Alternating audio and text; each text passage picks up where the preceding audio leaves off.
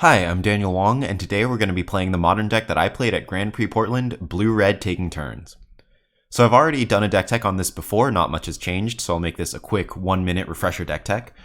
This deck is based around the interactions between Howling Mine or Dictate of Kruphix, which allow each player to draw an extra card each turn, and literally taking extra turns. The rest of the cards in this deck are pseudo-extra turn effects in Exhaustion and Gigadrowse, some interaction in Lightning Bolt, Snapcaster Mage, Cryptic Command, and Commandeer, cantrip and Serum Visions, and a bunch of lands. Over in the sideboard, we have a creature plan of Thing in the Ice and Crackling Drake, along with sometimes Gelectrode, which can work well against blue-white control or anything where the game's going to go on really long, but this is honestly mostly a removal spell. Speaking of removal spells, we've got some Abrades, some Anger of the Gods, and some Engineered Explosives. And finally, we've got an extra Commandeer and 2 Surgical Extractions for those graveyard decks. Alright, I'll see you for round 1. Alright, here we are for round 1. We've won the die roll. Let's see what we're working with. This hand is very good when Lightning Bolt is good and not very good otherwise. I'm going to keep it because we've got 3 lands and a Serum Visions, which can set us up pretty well for drawing into a Dictate of Kruphix, which we are going to need to win this game. Ideally, we'll be able to hit some blue spells for Commandeer if we need it. Yeah, hopefully this will work out. I'm going to start by fetching a basic island on this Polluted Delta because we don't know if we're going to need to Lightning Bolt anything or not. Also, it's incredibly unlikely that we're going to need to double bolt next turn. I'm really good at drawing this Temporal Mastery when we don't need it. Temple of Epiphany will help us get closer to a Dictate, which is really what we're looking for, so I am going to put that on top, but we don't need a Gigadrowse right now. Right, let's hope these Lightning Bolts are good.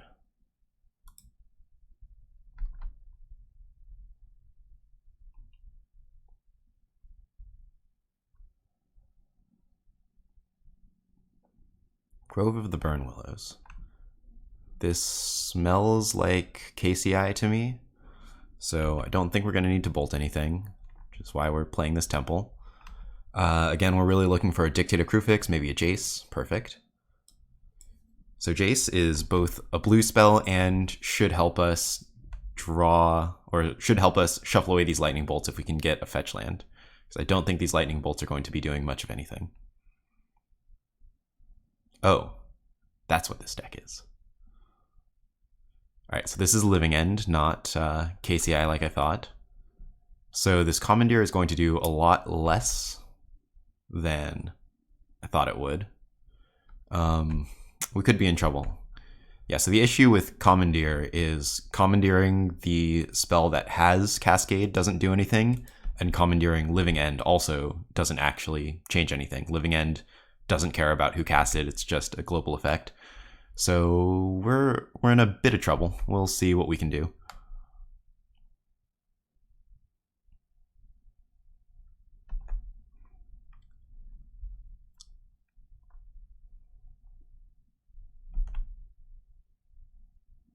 So it's pretty likely that the opponent has a very powerful Living End next turn. Let's take a look at how much power they've got in the graveyard. Oh, that's pretty bad for us.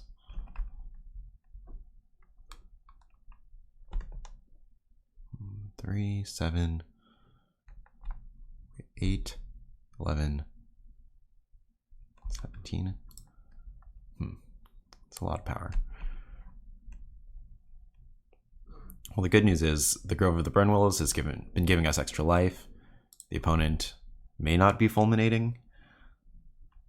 Yeah, we're not going to prompt them into fulminating with this Lightning Bolt because we'd much rather just cast Jace and put a Temporal Mastery on top.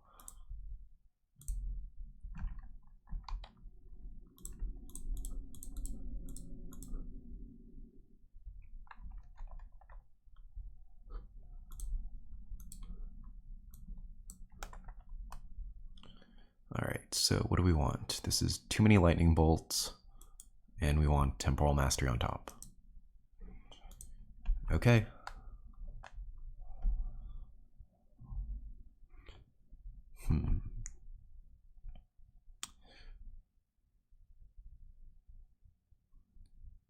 So based on the fact that they didn't immediately fulminate us, I feel like the opponent does not have Living End right now.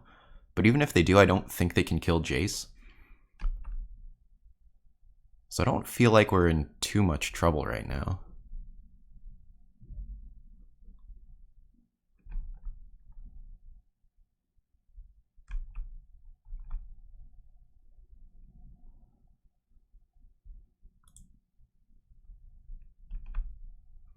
Even if they do have Living End right now and we only have 2 lands, we'll get to Temporal Mastery into Serum Visions next turn, which looks like is what's going on.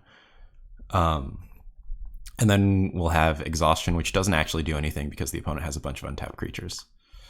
We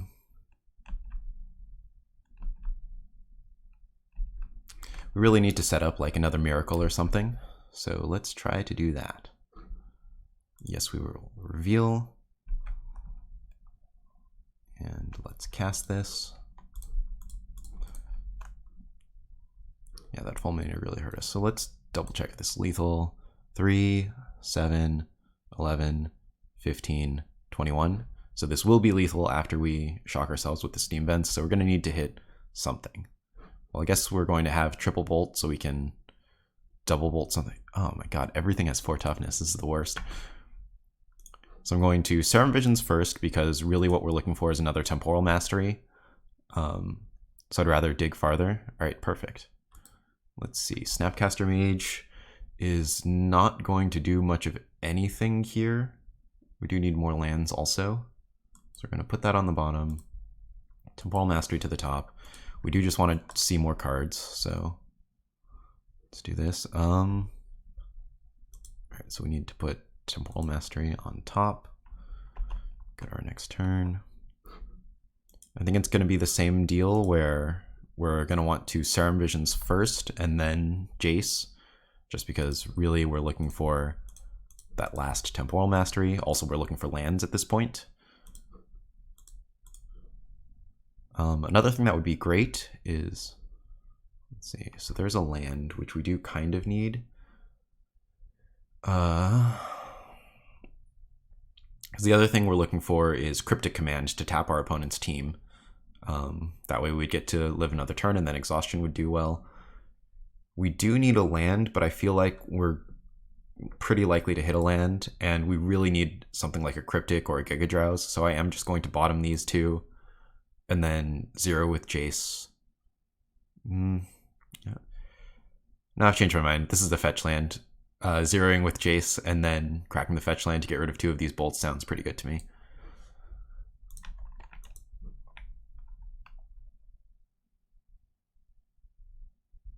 And there's the Cryptic Command. Perfect. All right, yeah.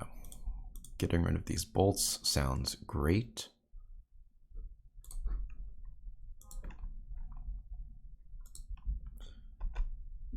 All right, and now we could even hit land Time Warp if we're the luckiest people on the planet. We're not. I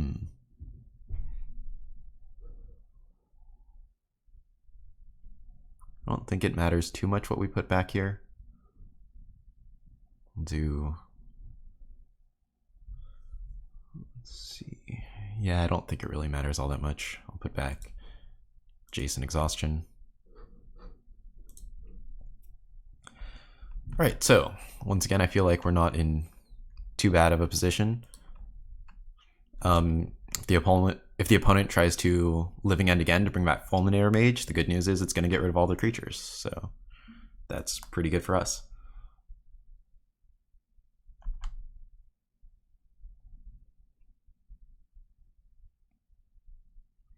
All right, so we're going to need to, beginning of combat, just tap the team, draw a card. Tap all creatures your opponent's control, draw a card.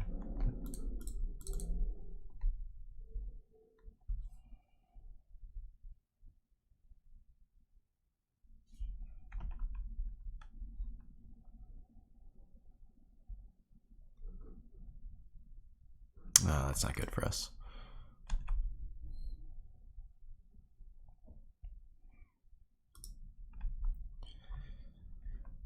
Yeah, Triple fulminating is annoying, but we're still very much in this game. We've got 2 exhaustions in our hand. We've got Snapcaster Exhaustion for when we draw another land, which hopefully is now.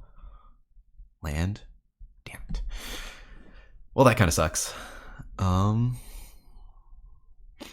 These bolts aren't doing much. Might as well send one face, so I guess we'll just go put these 2 back, exhaustion the opponent, and then because these bolts aren't doing anything and we have 8 cards in hand, we'll just send it upstairs. I think the opponent is reading exhaustion.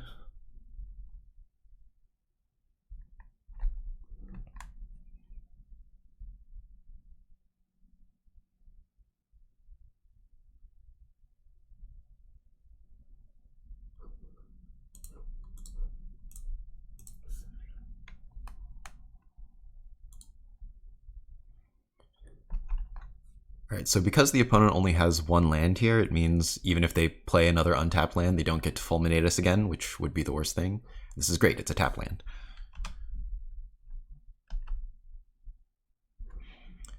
Okay, let's try really hard to draw that land that we wanted. Land. There we go.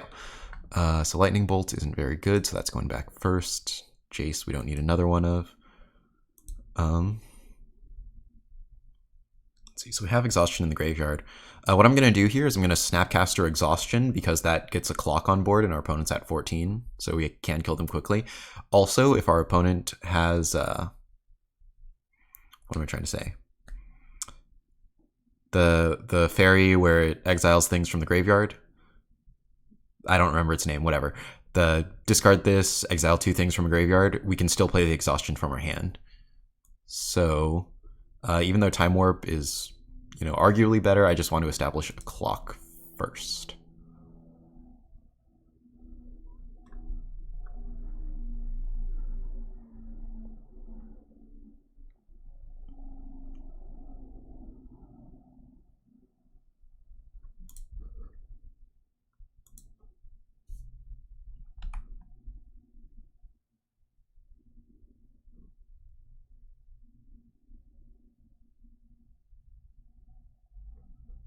That one.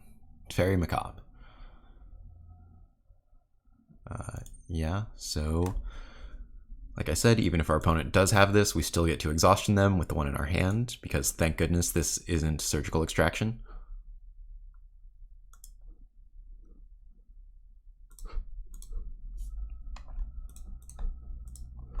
What else did they exile? Cryptic Command. That's a good choice. Alright.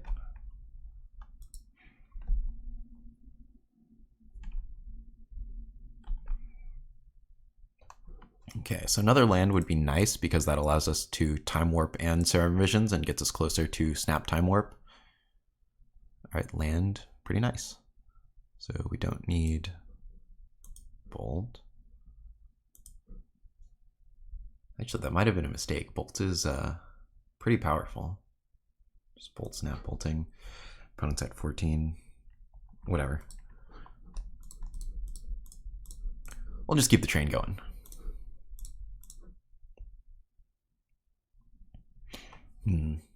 Don't think we need this Howling Mine. Let's see. So I should have done the math harder beforehand. So we already have a Bolt in the yard, so we can Bolt, Snap, Bolt, Jace, bounce something, Bolt. That's like 9 power worth of bolts, which puts the opponent at a virtual 5. This puts them at 3. Yeah, it's not quite there. I think we're gonna... it is really close, though. It is really, really close. No, I don't think we need this. I'm going to bottom it. I think I would rather just hit a land for Snapcaster Time Warp and just keep the Time Walk train going. Alright, let's hit that land.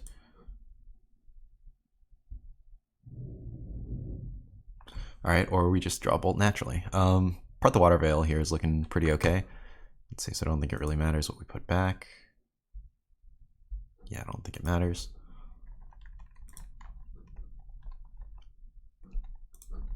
We have not been very good at drawing lands this game, but I guess our opponent fulminated 3 of our lands, so we would be able to awaken that in the absence of fulminator.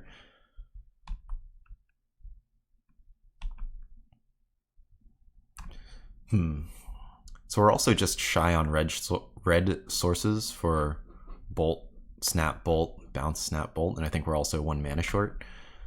So that's unfortunate, but maybe we can Bolt, Snap, Bolt, Snap, Bolt. If we get a red source, we win the game.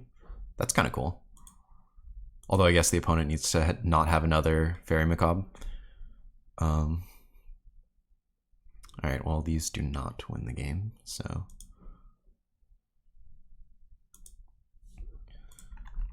it's unfortunate. I think the safest thing to do, though, is to just Cryptic Command. Even if our opponent has, like, a fulminator... oh, wait, no. We've got an Exhaustion in the yard. I forgot about that. Let's see. If we Snapcaster and then target Exhaustion, we still have enough mana to Cryptic Command, so even if our opponent has another Fairy Macabre, we're pretty golden. So let's do that.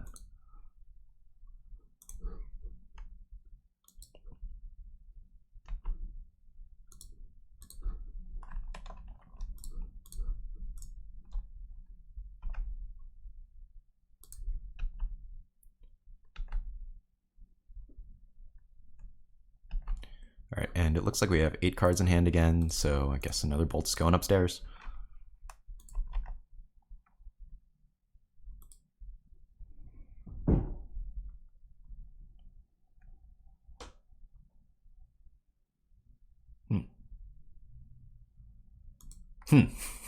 Didn't think about that one.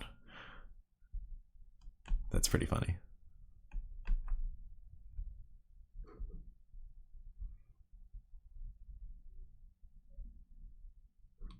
Let's see. So we can Gigadrowse this, and then Snapcaster, Bolt for lethal. Let's see, how does this go wrong? Another Fairy Macabre, maybe?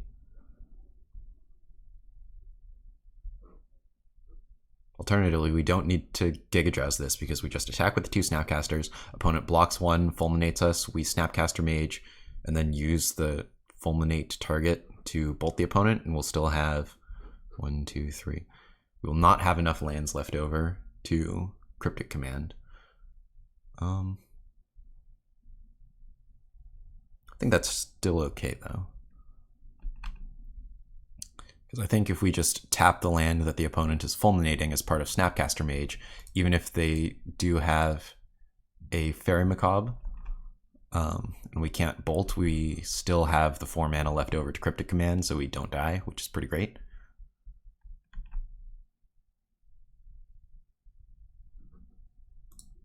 Okay, or we just do this.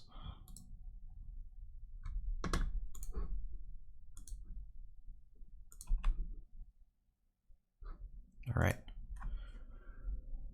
Looks like I spent a little bit too long on the clock there. We were at 13 minutes. I'm going to try to play a little bit faster. I might do a little bit less commentary for games 2 and 3. So, Living End, huh? Thing in the Ice seems very good. Gelectrode and Crackling Drake are not at their best here. Anger is cool because it exiles, but as we saw, a bunch of their creatures have 4 more toughness, so that doesn't really do much. Surgical, it's not the best here. Neither is Engineered Explosives, but I think it's better than what we've got. Cards that aren't great. Commandeer is not at its best here. However, our opponent will have Beast Within post board, so maybe we don't want to take that out. Let's see. Probably want to take out these lightning bolts. That don't seem very good. Our opponent has disconnected from the game. I wonder if that was intentional.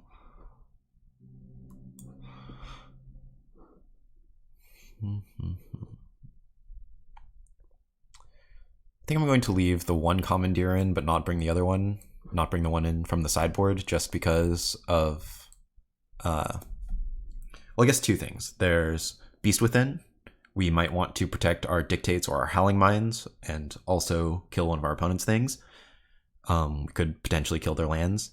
There's also Ricochet Trap, which I believe Commandeer works on Ricochet Trap. Let me just look this up real quick.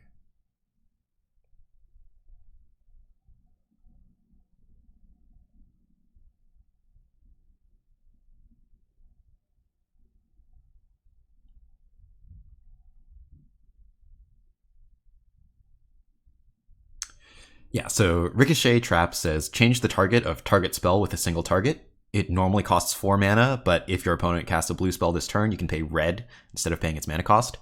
So the reason that's so messed up is Time Warp is a targeted spell that can target the opponent, whereas Exhaustion is a targeted spell that cannot target us, so Ricochet Trap doesn't actually do anything there. But yeah, if the opponent just uses a Simian Spirit Guide and then casts Ricochet Trap on Time Warp, we will probably lose the game. So, it's a little bit narrow to keep in Commandeer for just Ricochet Trap, but the fact that it hits both Ricochet Trap and Beast Within, I think, makes it worth including as a one of. I don't think we ever want to draw 2 of them, so I don't... Oops.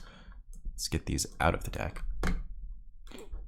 So I don't think we want 2 of them.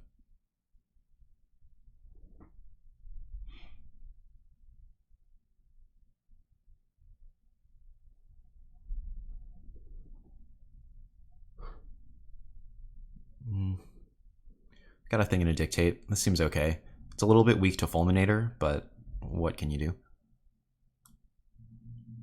So interestingly, I think I'm not going to cast the Thicken the Ice before the Living End comes down, because I'm going to expect Living End to come down faster than we can do anything about, and then we'll just keep our opponent off of stuff with like Gigadrowse and whatever, Exhaustion.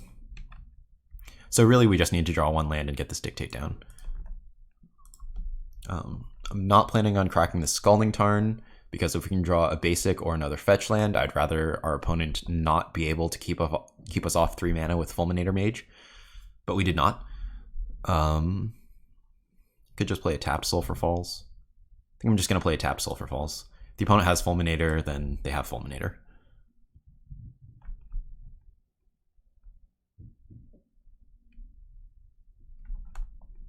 It's very interesting that the opponent didn't cycle on turn 1. Wonder what that means exactly. I feel like it means a handful of Beast Withins and Ricochet Traps and Fulminators, things that they're actually trying to cast on 3 mana.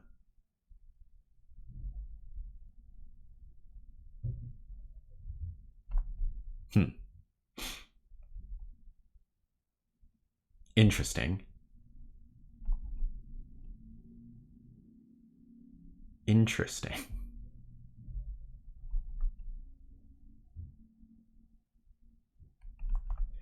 Very interesting. Okay. This is a pretty fast clock.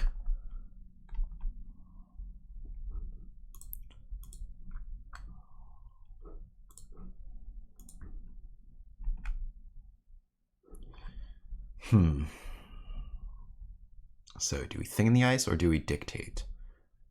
I think the fact that we have an Exhaustion, a Time Warp, and a Cryptic Command in our hand means that we just want to draw more lands.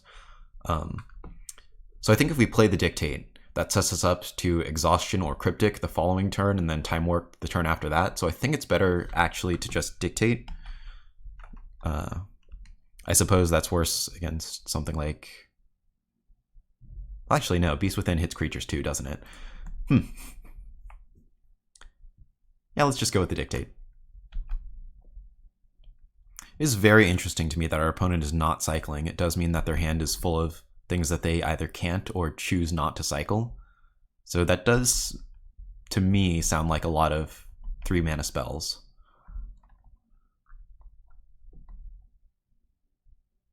Here's one of them. Yeah, that's not good.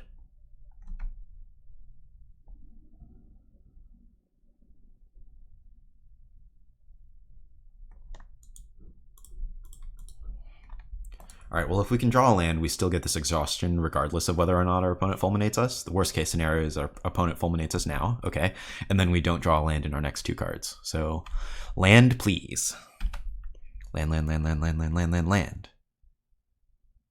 We did it.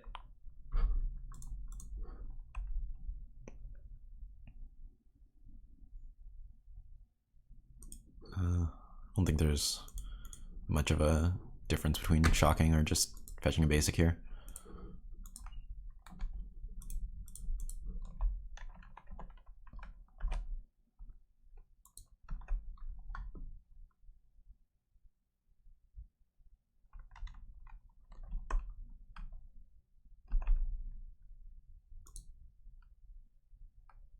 Wrong order every time.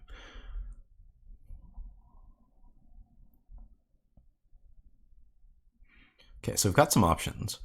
We could hold up Cryptic Command and just tap our opponent's team. We could get Thing in the Ice down, shock ourselves down to 7, and then still have 2 mana left over to tap these two. It does mean that if we get Fulminated again, which I highly suspect our opponent has in hand, then we're in a bit of trouble. But I'm not really sure how we can play around a Fulminator Mage other than going to 7, taking 5, holding up Cryptic forever.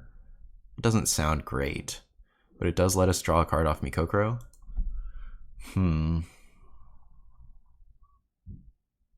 It's certainly close. I don't really like the idea of being at 2. It just makes so many things lethal, and it means that our lands become a lot worse. We can't play Steam Vents untapped, and we can only crack 1 shock land. I think I would rather be at 7 and hope that our opponent doesn't have another Fulminator, although I kind of suspect that they do. Just because we're in such a bad spot. If we're at 2 life, our opponent has multiple lethal threats. So yeah, the plan here is going to be beginning of combat, tap the 2 creatures. Actually, we don't have swamps. We don't even need to tap that. Let's see. I guess we could upkeep, tap Fairy Macabre and a land. Doesn't really do all that much, since the opponent can play Fulminator regardless.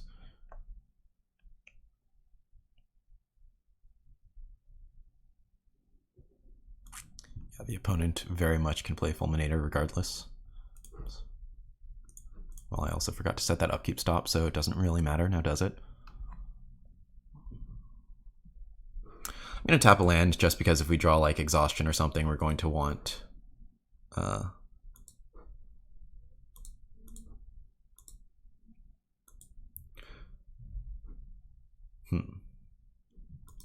was thinking of tapping a land because the Street Wraith is blocked by Thing in the Ice, and then the opponent won't be able to have as many lands untapped if we have Exhaustion or something. But actually, now that I'm thinking about it, with Ricochet Trap, that would bring us down to 2, which is pretty bad. But I think we're pretty happy if our opponent Ricochet Traps this Gigadrowse instead of Time Warp, so I'm still going to go with hitting a land.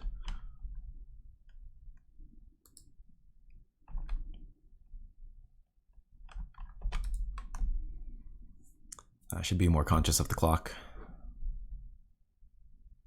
9:30.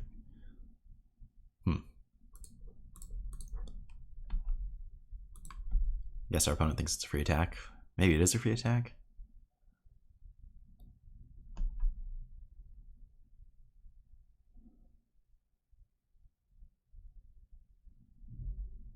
Is there actually something that punishes me here?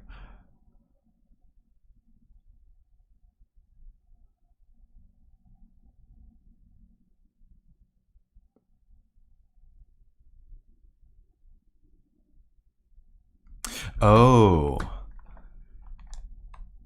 I forgot that this card has text on it. And you can just choose not to cast the Living End. If our opponent chooses not to cast Living End, I think we're pretty happy. The Fulminator Mage and... Is that the only creature? Fulminator Mage?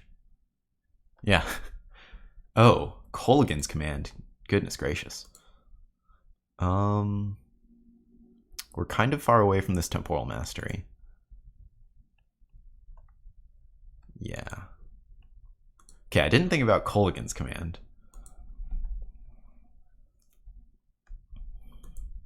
Well, that sucks.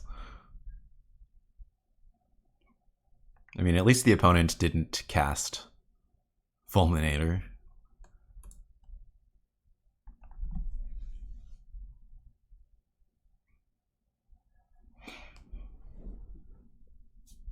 Alright, so in the best case scenario here, we will chain some nice warps together, establish a good board presence, and start killing the opponent. I'm not sure why our opponent's stuck here.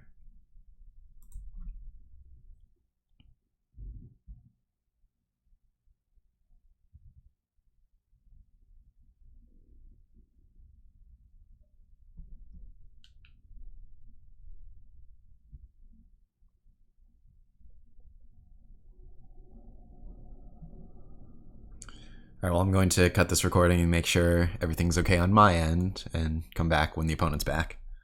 Okay, we're back. Not sure what was up with the opponent there, but here we are now.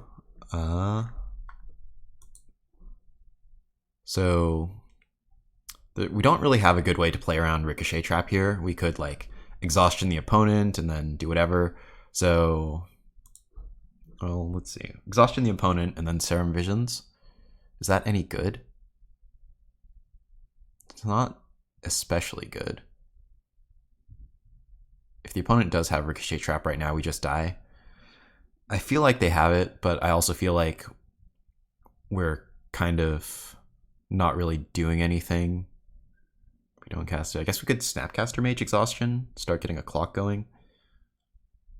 But I think I would rather Exhaustion Serum Visions and just set up our next draws.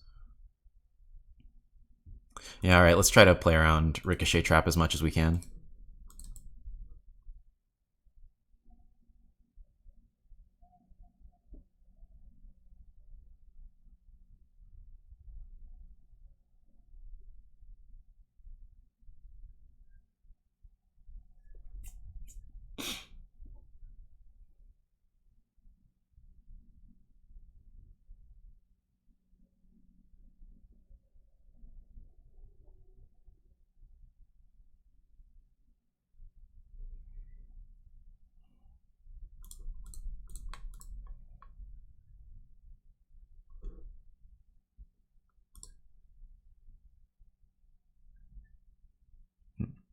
I'm going to top this Gigadrowse and bottom this land that we don't need.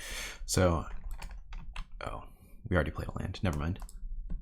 I was going to say, I think I made a mistake by not playing Serum Visions first to see if we can draw a land, but we had already played a land, so actually not a mistake.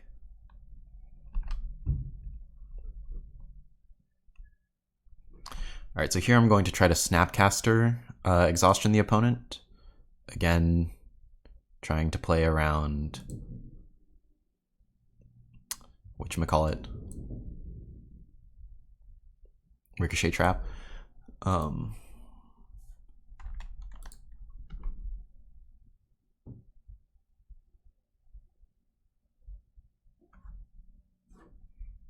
That's not good. Well, the good news is we have Gigadrowse. Also Cryptic Command. We're at 7 though. Let's see. We can take this attack. Yeah, I think we're going to have to take this attack and go to 2 and hold up Cryptic Command, which kind of sucks. Just because a Fulminator Mage is pretty bad for us. Let's see, we could block with Snapcaster, but I don't think that's worth it. It's kind of a tough spot.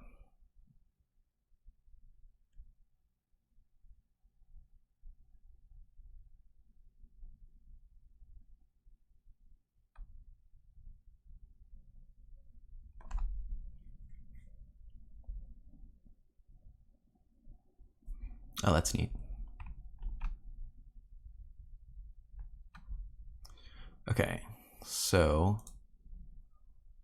let's bounce the thing, draw a card. That sounds pretty good.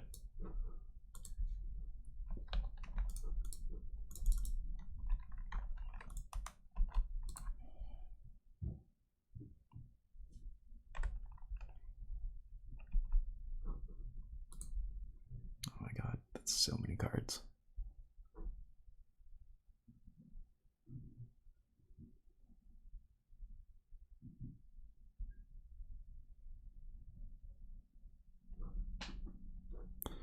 There's the Fulminator.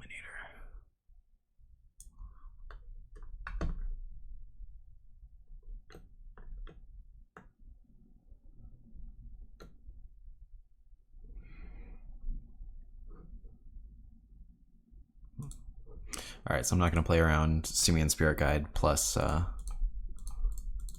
Ricochet Trap here.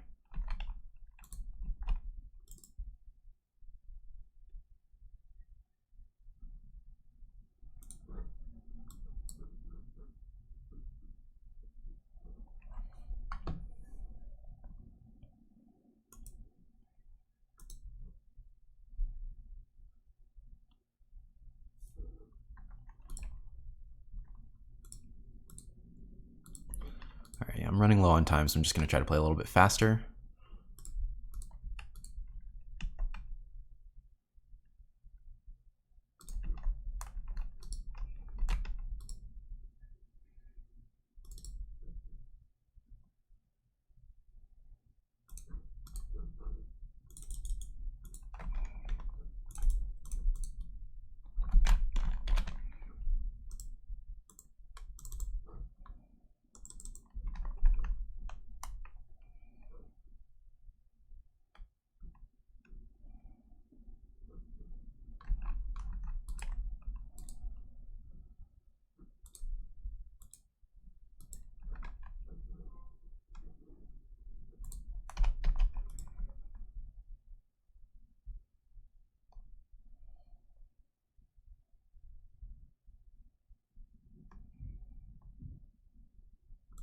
So some options that we had were casting Dictate at some point and giving the opponent more lands, but I just don't think that's what we want to do given Fulminator Mages, and 3 mana is really crucial for our opponent. Do you have anything we can hit? Time Warp. Yeah, I'm not going to play around basically anything at this point. Time Warp.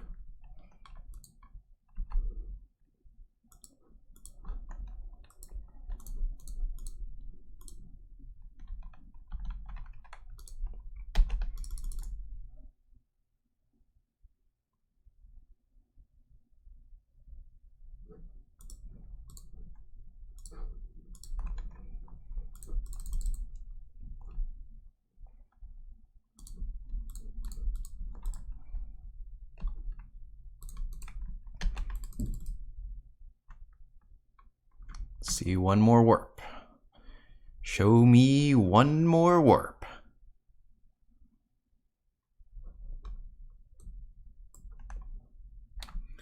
I mean, I guess this Gigadrowse probably does it anyway, but I would really like one more warp just to seal the deal. Our opponent probably trying to clock us, so...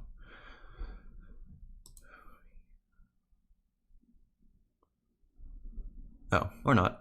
See you for the next round. Alright, here we are for round 2. We've lost the die roll. This hand looks pretty good. We've got 3 lands, we've got a Dictate, we've got a Jace to put this terrible Temporal Mastery back on top, we've got a Time Warp. It's not a very interactive hand, but let's hope that our opponent can't kill us fast. This would be much better if we were on the play, I think. Ooh, opponent is probably on black-green, and this hand got a little bit worse. Especially if our opponent has a Tarmogoyf, but if we can stick this Jace or something, then we're in pretty good shape.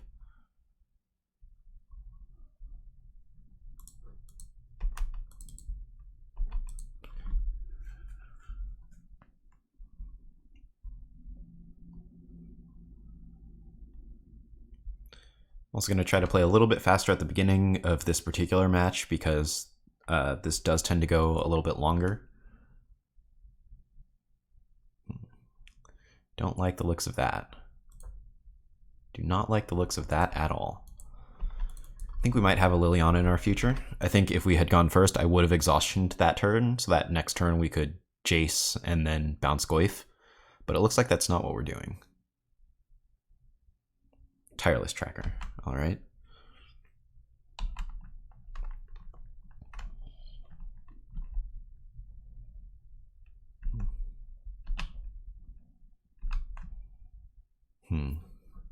So I think I am going to Exhaustion here just because we need to slow the opponent down a little bit. The goal is then going to be to Cryptic Command, bounce one of the things, and then play Jace, bounce the other thing. Hopefully our opponent won't have any other meaningful plays because they'll be very tired.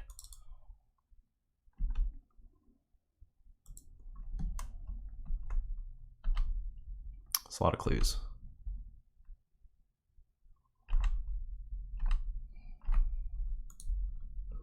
Ooh, could also just Dictate. Well, we get to hold up Dictate or Cryptic either way, so we'll think about that on our opponent's turn.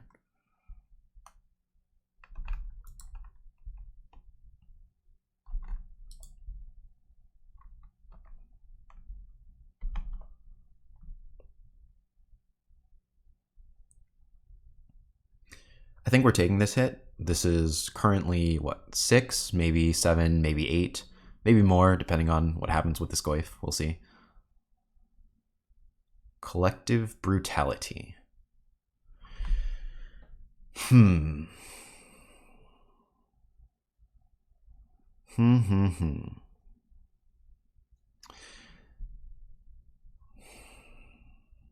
So that kind of takes away our plan of bounce one of the threats and then bounce the other threat, just because our opponent hasn't played a land yet. So even if we bounce the tracker, the opponent can just replay tracker.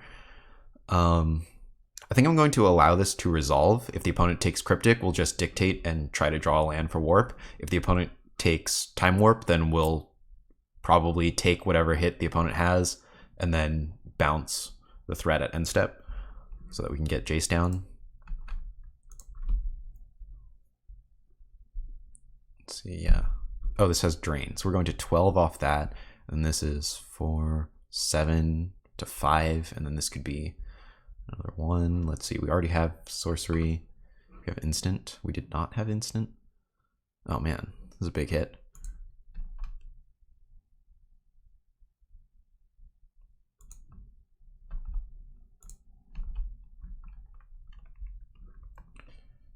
Ooh, I have a bad feeling that our opponent has an Abrupt Decay here. Did not think about that one.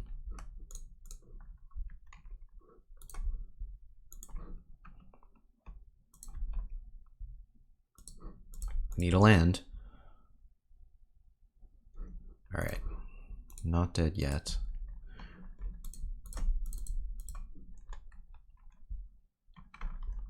We do need some pretty good draws here. I didn't realize that our life total was going to be so low. I didn't think this Goyf was going to grow that much. It looks like our play is Snapcaster Exhaustion here to not die. I think everything else leads to us dying. Let's see. Jace bounce a thing. We take 3, die. Can't cast Part. Yeah, all right. Snap Exhaustion it is.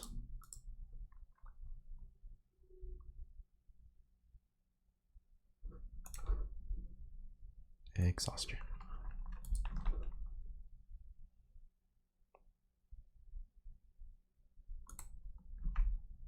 Okay. It's a little bit sketchy, but okay.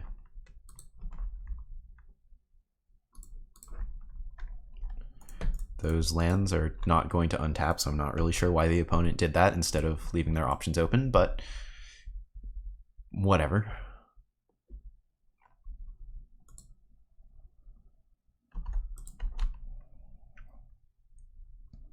All right, lands are good. So let's see, we have Part the Waterveil this turn into Temporal Mastery next turn. I feel like that's a good idea.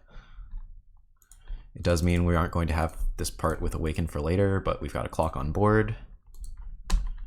And yeah, it won't be the worst thing ever.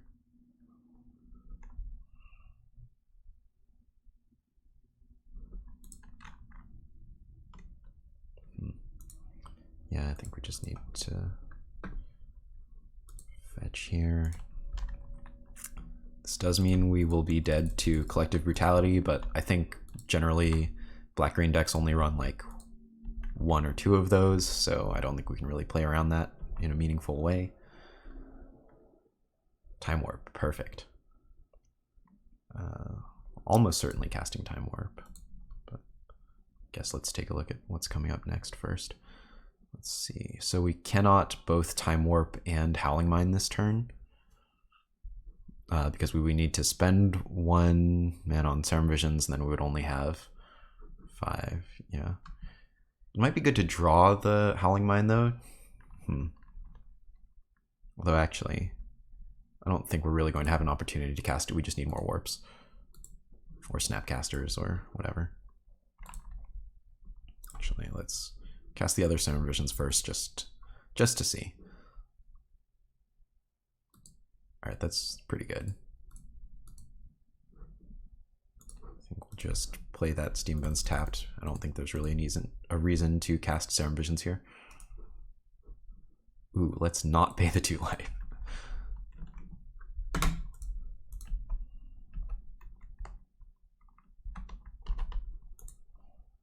Okay, so now with this Time Warp, we can Time Warp Jace, which is pretty sweet.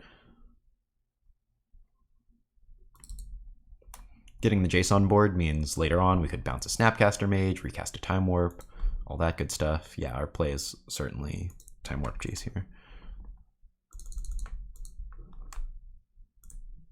Guess I could have played Jace first in case we want to play a fetch land and crack it, but I don't really think there's a need.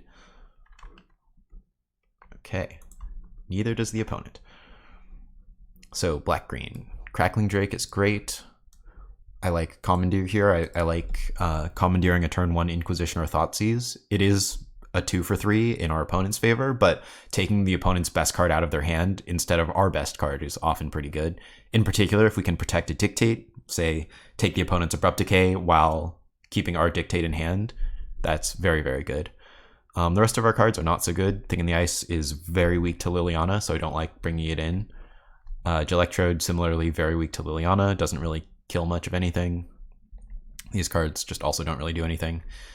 As for cards to take out, we really want to keep these Howling Mines. Generally, the opponent brings in a little bit more graveyard hate, so I like bringing out 1 Snapcaster, and Lightning Bolt isn't amazing, but you do want to keep a few Lightning Bolts around in case your opponent has Dark Confidant, and you don't have a mine out, you do want to kill it then. Bolt can also, double team Bolt to Goyf, or like Bolt Snap Bolt to Goyf or whatever. You can kill a Tireless Tracker. It's certainly an okay card. Pressures Liliana. It's just not amazing. It also isn't blue for Commandeer, which is something to be aware of. Sometimes you'd just rather have a Stormcrow.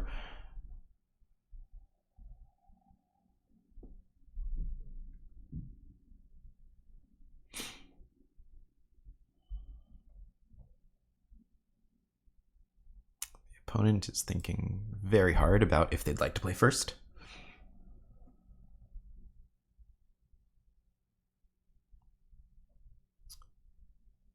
Okay, so this hand looks really bad, but I'm actually going to keep it.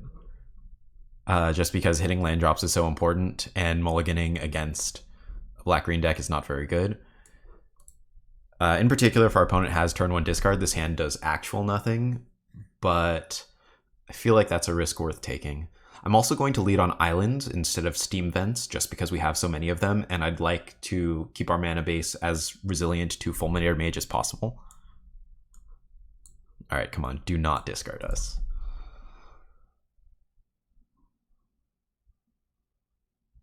Opponent with so many options.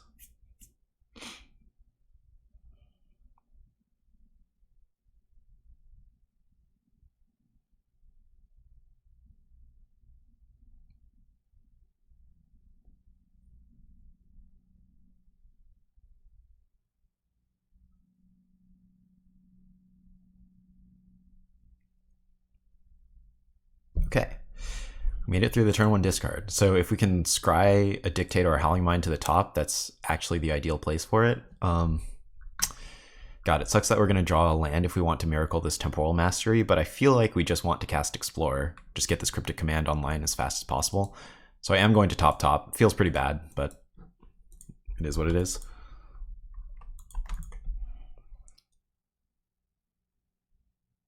Wonder what our opponent was thinking so hard about.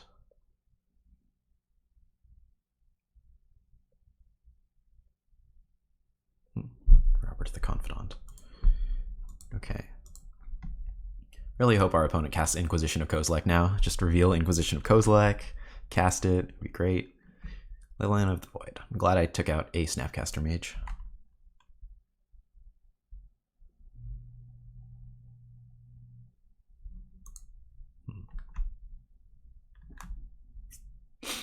That's unfortunate. Luckily we have a lot of lands to discard. Since we're going to end up playing a lot of non-basics, I think I'm going to start discarding basics now, especially given that our opponent did not play Fulminator Mage this turn.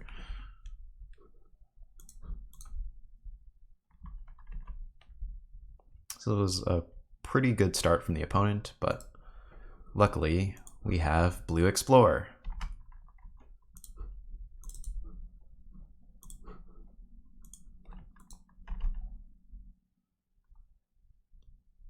All right, so we have Bolt for this Dark Confidant, which is pretty nice.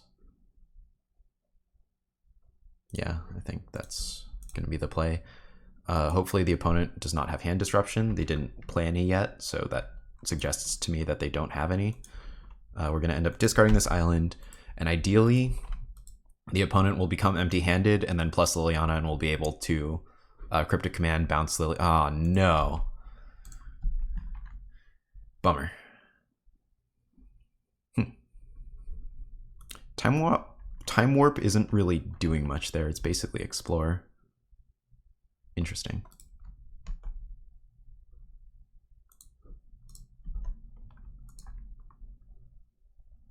Alright, well, we'll play this card that the opponent knows about. So yeah, in the ideal case, the opponent will go empty-handed, which unfortunately we can't. Tireless Tracker, huh? They discarded Leyline.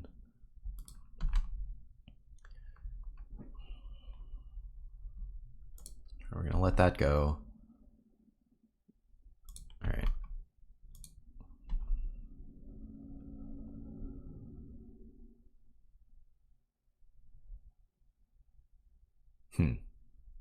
Probably should have used Cryptic Command in response to that thing, because Lily is at 6 now. Yeah, I think I made a mistake here. That's all right.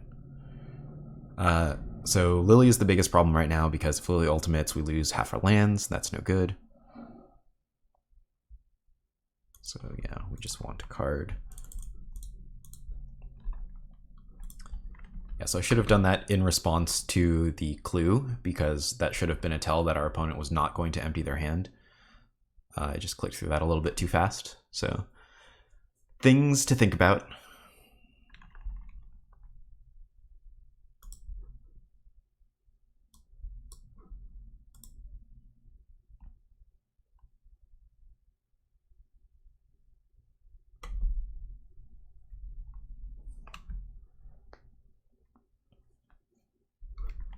So even though this isn't looking great for us, one thing to note is the opponent's at 11. Like, they kind of dealt themselves a lot of damage with this Bob and their lands and stuff.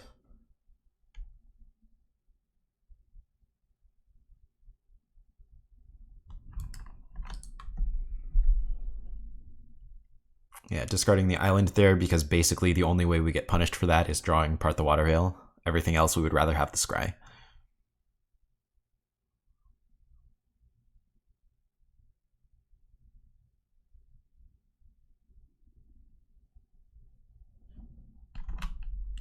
We're also at a pretty healthy life total right now. Okay, so this Exhaustion stops Lily from coming down for a turn, and also saves us 2 life, which I feel like that's worth it. Right, and we're scrying basically anything besides like a Dictate or a Cantrip to the bottom.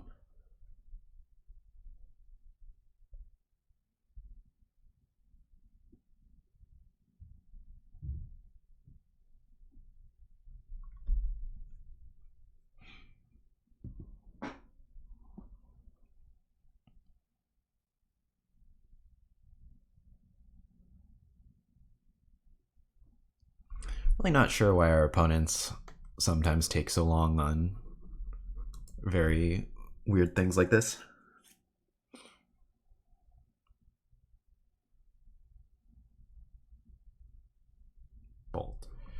Bolt is not especially good here. We could kill Bob, but the opponent has too many threats already, so that doesn't really do much.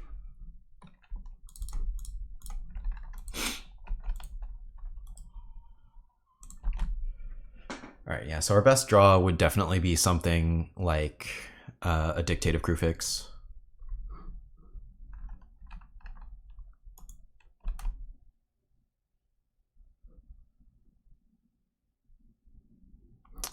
One, two, three, four, five, six. Wow, that sucks. All right. So that mistiming the bounce on that Lily really coming back to punish me. Well, that's unfortunate. Hopefully we can just win game 3. This is not looking very good. We're facing down 5 power up to 6 with this one.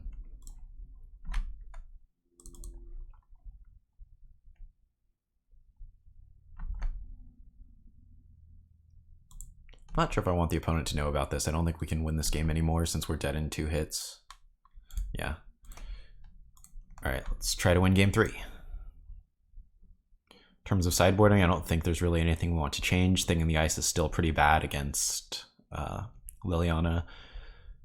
We now know about our opponent's Leyline of the Void, so maybe we want one fewer Snapcaster even, but Snapcaster is okay at pressuring Liliana. It can also surprise a Bob or something. Yeah, let's just run it like this. And yes, let's go first. This hand's not good, but it's got 4 lands and a Serum Visions, so it's keepable.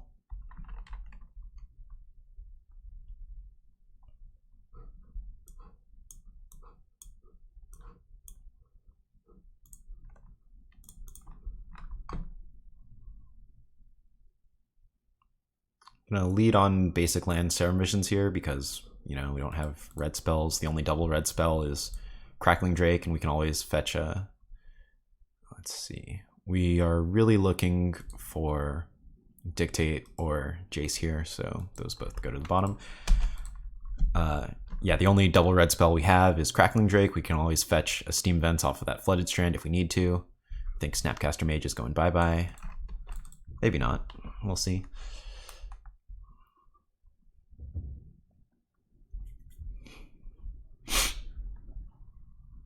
Yep. See ya, Snapcaster. Okay, let's get our scry on. Jace, perfect.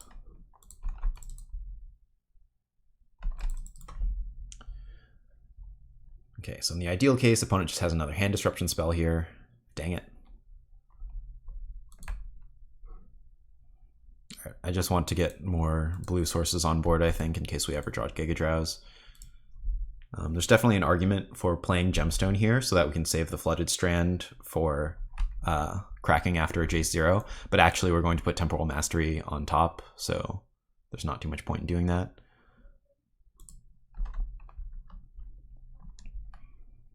So this is actually pretty tough. Oh, what did they reveal to Bob? Let's see, Blooming Marsh, all right. We need the land to cast Jace, and I think the plan, given that our opponent has no creature lands, is going to be to Jace bounce Dark Confidant and leave Jace intact, so I think it's actually going to be part the Waterveil, as much as that sucks.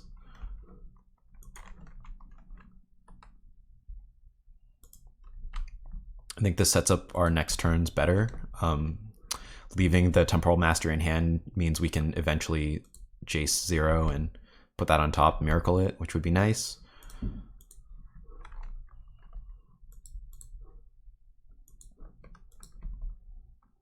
But anyway, yeah, the plan here is definitely Jace and then bounce that Dark Confidant. So now in terms of discarding, the Gemstone Caverns is the riskiest discard because we're not guaranteed to draw a land in the next few turns. And if we discard Gemstone Caverns and don't draw a land, then our Time Warp is offline and whatever. But also I kind of want to, because if we do draw a land in the next 4 cards, we get to Time Warp, we get to Jace 0, we get to Time Warp, put Temporal Mastery back on top. And Gemstone Caverns is also just not a very good land when you don't luck counter it. So it's the highest risk play, but I think it's worth doing. Just because the upsides are so huge if we draw a land in the next 4 cards. I guess this also requires Jace to live, which is not guaranteed.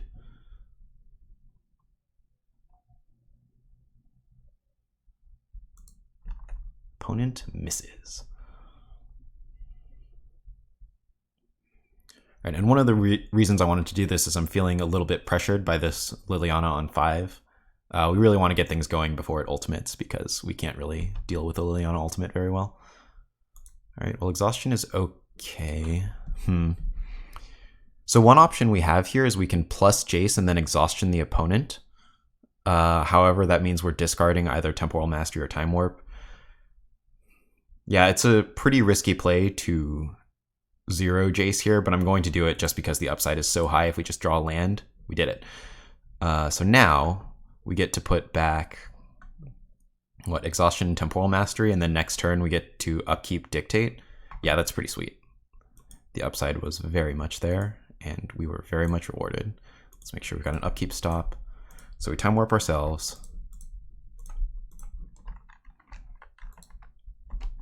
Go to upkeep. Actually, I guess this is a little bit risky if the opponent has like a surgical extraction or something, so I'm going to miss out on drawing a card just to guarantee we get this miracle. I guess I didn't really need to do that, but whatever. I guess I don't need to do this here either.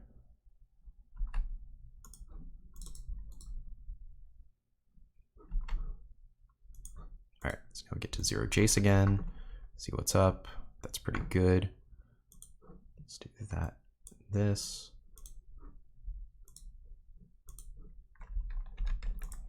Yeah, so this worked out pretty well. I feel like we're pretty heavily favored at this point. Okay, let's see. 5, 6. Whatever. Oh, that's nice.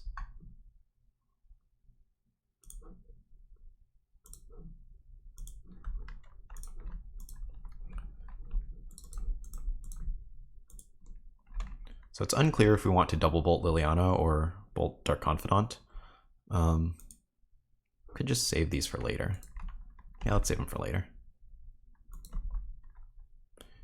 Try to figure it out in a bit. It's just depending on what we draw and stuff. Let's see. This is pretty cool that we get to time warp exhaustion in the same turn.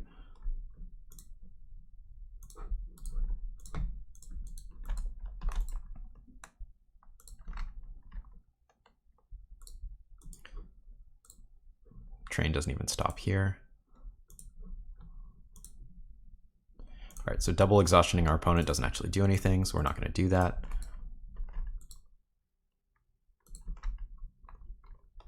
All right, the opponent's had enough. See you for round 3. All right, here we are for round 3. We've won the die roll. Our hand has only 1 land in it. Okay, this one's not good, but it's got 2 lands, Jace, Serum Visions. We will keep this one. Unfortunately, we just need some lands right now.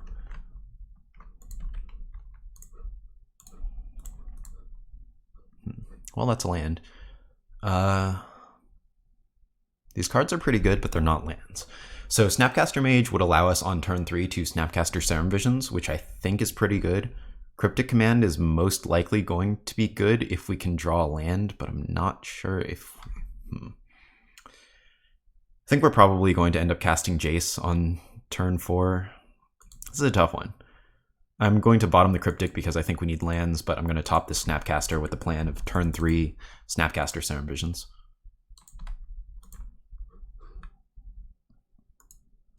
Looks like our opponent is probably on Storm.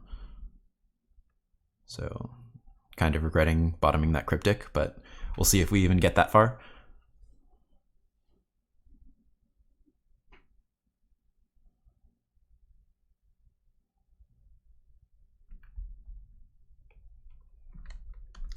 So we have the option of Gigadrowsing our opponent at their upkeep this turn, but I'm not going to just because I don't think our opponent is going to do anything important this turn. Interesting. 1 on bottom, 1 on top. They're thought scouring themselves. They don't want... Oh, this is the Phoenix deck. Okay. I guess let's keep this open. Good old Arclight Phoenix.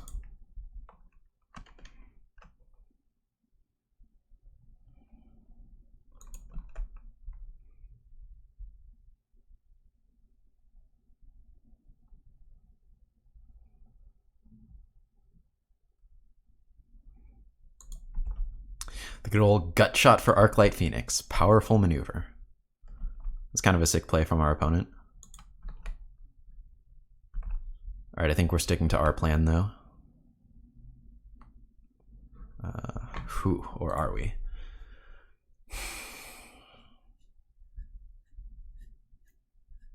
Yeah, I think casting Serum Visions here is too important. Jace doesn't really do much in the face of an Arclight Phoenix. This deck also runs a lot of bolts, so even if we plus Jace, there's very little guarantee that he would survive, and in fact, I don't think he would. Oh boy. So the Arclight Phoenix deck doesn't usually play very many counter spells, which is something I learned recently. Time Warp would be pretty good if we can draw a land underneath it. Man, this is a tough one. We definitely want that Dictate, because our plan next turn is going to be play Temple of Epiphany and then cast Dictate. It's just a matter of, do we put that Time Warp on top? Because next turn we're going to draw the Dictate, play Temple, scry whatever, and then cast Dictate. And then we'll draw Time Warp and one other card, and that other card needs to be a land. I guess if it's not, we have Gigadrowse. Yeah, it's not a great fallback, but I'm going to top. Don't feel good about it. It also means we're missing, well, more or less missing the scry on this Temple, because we're going to scry that Time Warp to the top. But that was a tough scry. Definitely could work out well, could work out very, very poorly. We will see. Yes, yeah, Gigadrowse for 3. It hits Arclight Phoenix, hits a couple lands. Not the worst thing ever.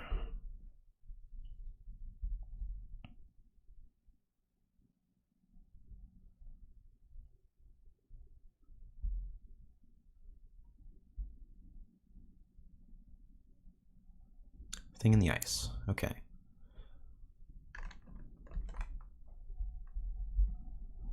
Well, we could be in some amount of trouble. And unfortunately, I think we're going to need to scry that Dictate to the top, or scry this Time Warp to the top. Let's see. Not going to attack into the thing.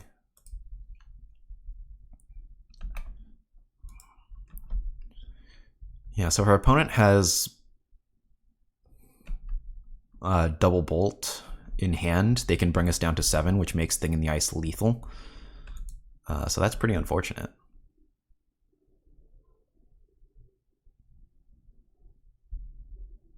I guess it would need to be double bolt and one other spell, but their entire deck is spells, so. I mean, the good news there is we have both Snapcaster and Gigadrowse in hand for that. But okay, so I don't think we're dead this turn, which is good.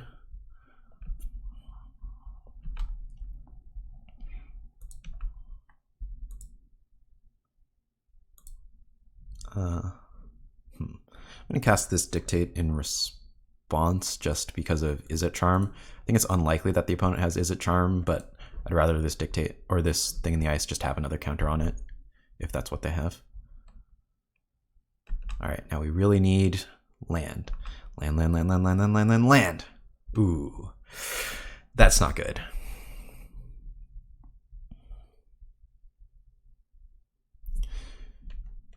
That is not good. I think we're probably just going to bolt the Phoenix at beginning of combat, just so that a single Thing in the Ice flipped is not lethal. And then if the opponent is able to flip these things, we'll end up Gigadrowsing them, and if not, we'll Mikokoro to try to draw into something meaningful. Yeah, this doesn't feel good, especially since bolting the Phoenix is more or less just gain 3 life. But the opponent hasn't cast a single bolt yet, so I do think it's pretty likely, they're at 38 cards, that they will... Okay. We might need to just Gigadrowse these things then. We'll see how it goes.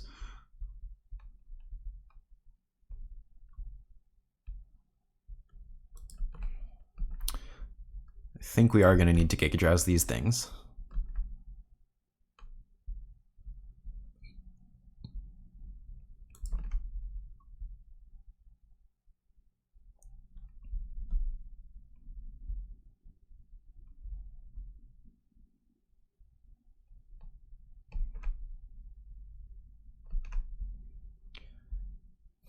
It is kind of cool that we have Snapcaster Mage back in hand, but, you know.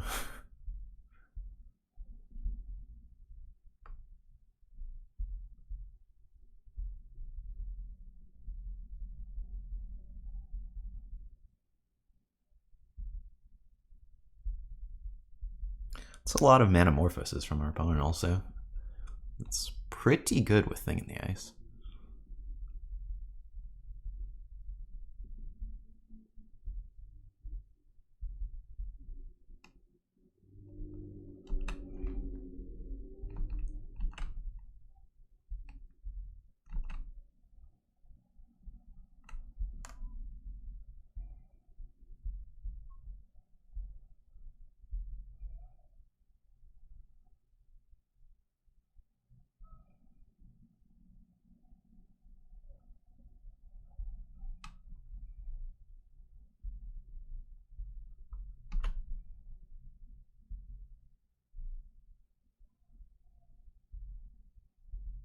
very glad they didn't mill an Arclight Phoenix there.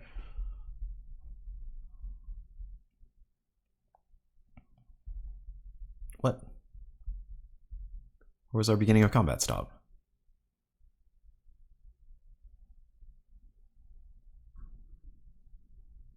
That was weird. Okay. Well, that kind of sucks. It looks like I'm throwing away 2 Snapcaster Mages for nothing now.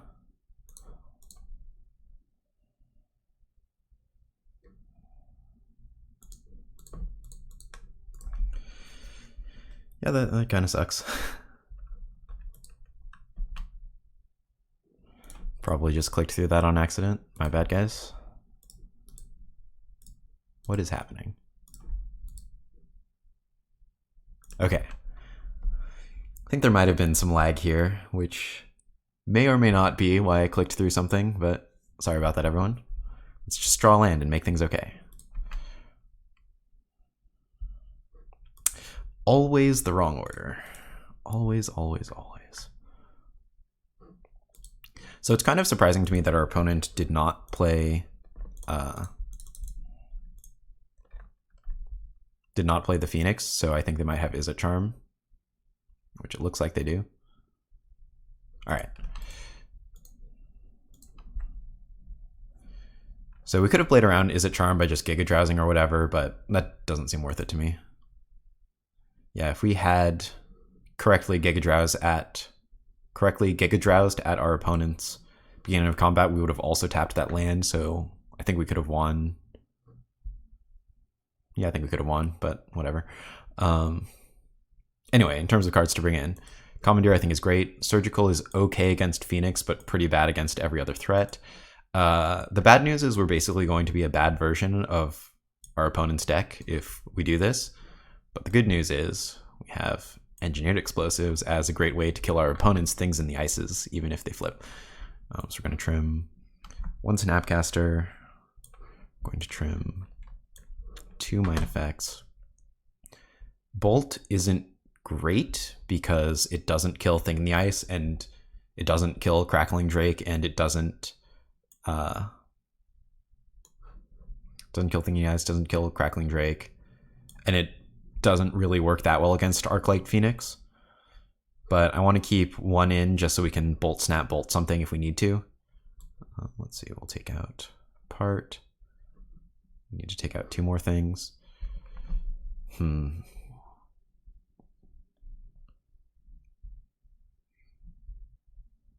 This is a little tough. I feel like Jace isn't great against a deck with 3 power flying haste creatures. I'm going to take out, I guess, 1 Time Warp. Let's run it like that. Okay, game 2 against Phoenix. We're on the play. If this hand had 1 more land, I think I would want to keep it so that we could hit our Dictate, but with only 1 land, that's no good. Well, this hand isn't good, but at least it can beat a Phoenix with Surgical, which is nice. I guess we have 2 lands and a Dictate with a Scry. 2 Scries even. Yeah, I think this is a keeper. It's not the best, but it's a keeper. I suppose we need a land. I suppose we're scrying that land to the top.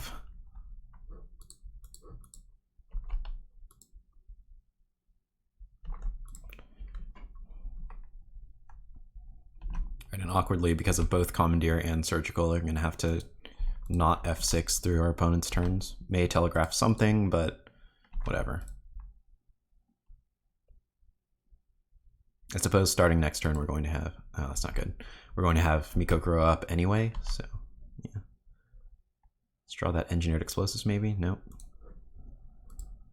So we could cast Dictate here, but I don't really want to get the opponent extra cards, and I'd rather have Commandeer online. I don't think the opponent is very likely to have counter spells. I mean, they have some after board, but it's just not that many. Interesting. All right, I guess we just cast this now. Yeah, so drawing that Engineered Explosives would be great. We have 2 of them even.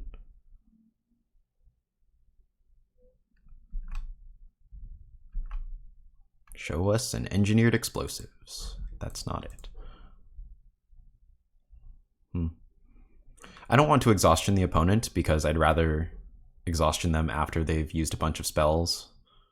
I feel like it doesn't really do much other than doesn't really do much right now. I'll just Serum Visions first, see what we get.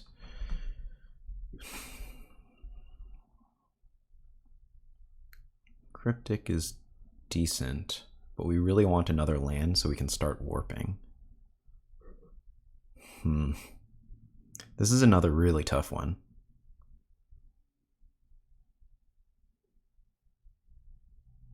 I'm inclined to put both on the bottom because we have Time Warp in hand, but I guess bouncing a thing is pretty good. Yeah, I think Cryptic is just too good. It's also a fog if we need it to be. Yeah, that was tough. Anyway, I'd rather leave up Mikokoro so that we can get closer to drawing a land for this Time Warp. And then if the opponent flips those things, I'm going to make sure we have a beginning of combat stop this time, and then Gigadrowse the opponent.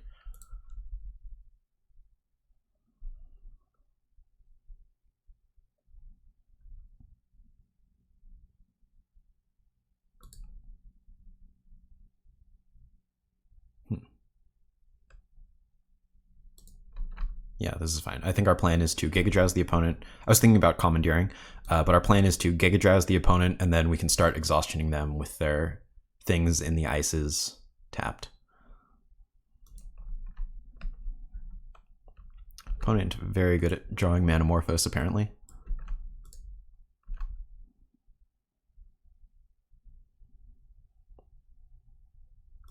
Goodness gracious.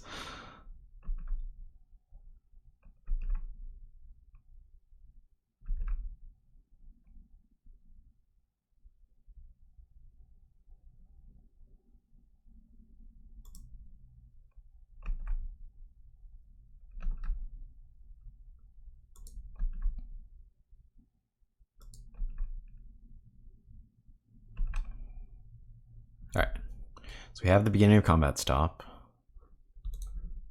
Now we tap both.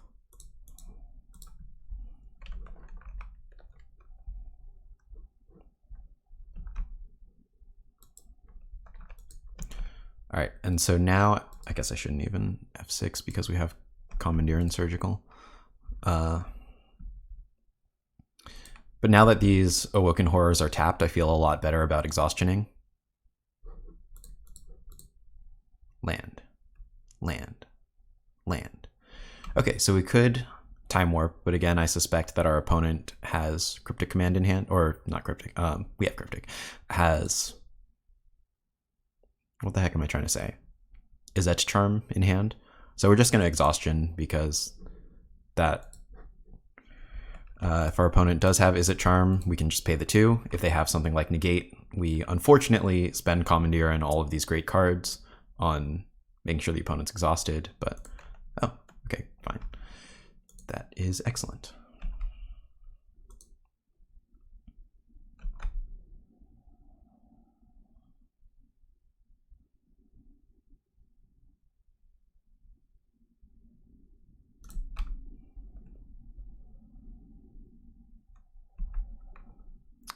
Yeah, so this reads like an Is It Charm to me.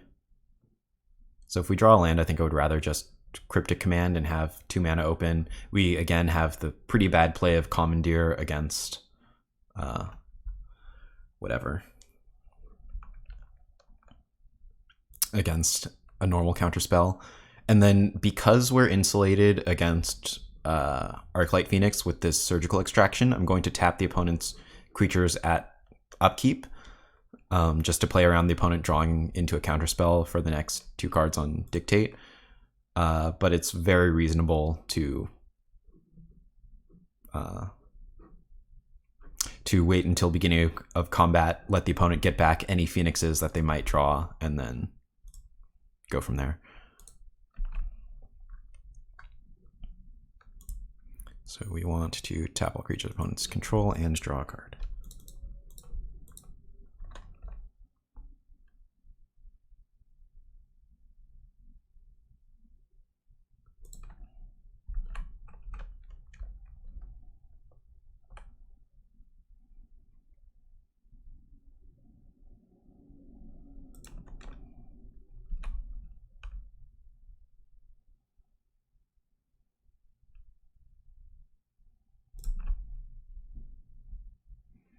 So again, can't really F6 because of this Surgical and also this Commandeer.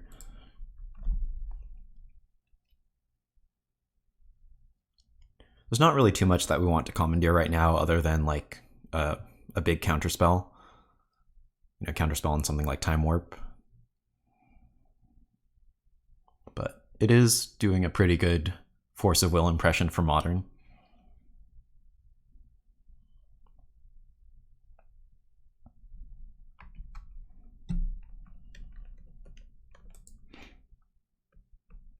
I guess we'll just crack this now.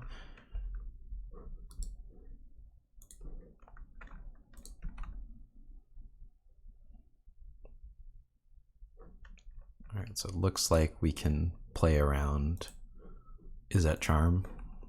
Again, playing into any sort of other counter spells, but whatever.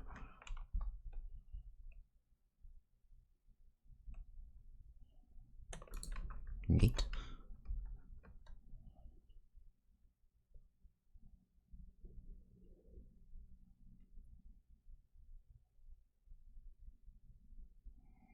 So we could Surgical Extraction on Time Warp so that the opponent doesn't get them, but honestly I just don't really care that much. We don't have any Time Warps in hand, so this isn't actually doing anything. We'd be losing a lot more by spending our own Surgical. I think the biggest thing that this gets for our opponent is the information that we have 2 Engineered Explosives as ways to kill Awoken Horrors, and also our own things in the ices as ways to kill the opponent. I also think this is kind of a mistake on our opponent's part, not doing this at our draw step when we could have more in hand, or, you know, doing it in response to a Snapcaster Mage where it actually makes a huge difference that we can't cast the spell that we were expecting to cast with Snapcaster Mage.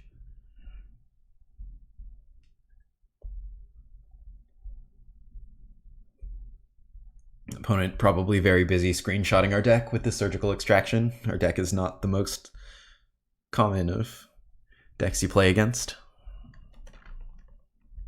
All right, let's see what we got. 2, 3, 4, 5, 6, 7. So we could Temporal Mastery, but then we're playing right into Izzet Charm. We would have Commandeer, but the opponent could have a counterspell or something. I think I'm just going to Snapcaster Exhaustion. This is only really bad if the opponent has another Surgical for Exhaustion, because then we would lose the one in hand. That's a case where I might think about Surgicaling our own Exhaustion just so that our opponent's spell would fizzle. And then we would be able to go from there.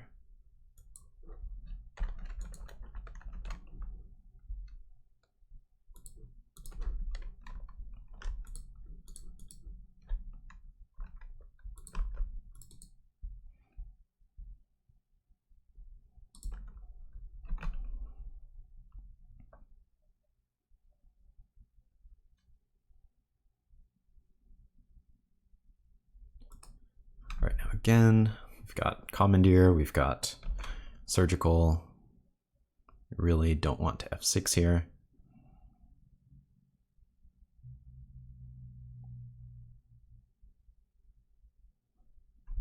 Okay, this could be Phoenix time.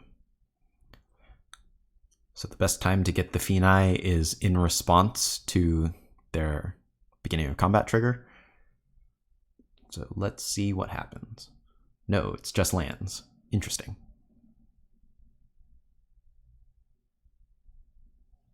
I guess the opponent knows about our Surgical in hand.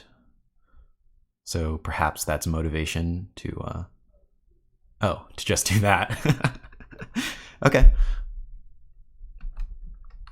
Well, the opponent no longer has Izzet Charm up, so I'm pretty happy about that.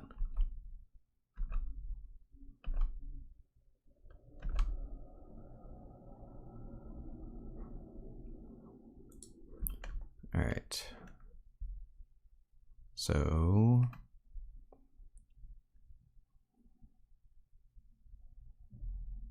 think I'm just going to Temporal Mastery, just go fishing.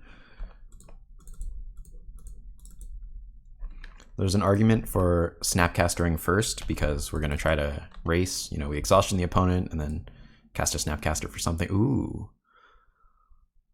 All right, looks like we've got our own thing going on. So thing and then exhaustion the opponent.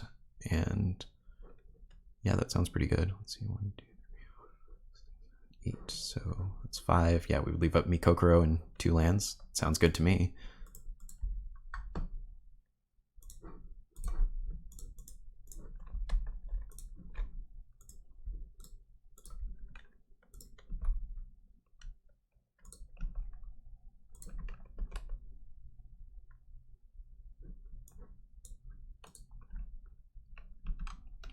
All right, so if the opponent doesn't do anything, I'm probably just going to Mikokoro and see if we can keep the train going.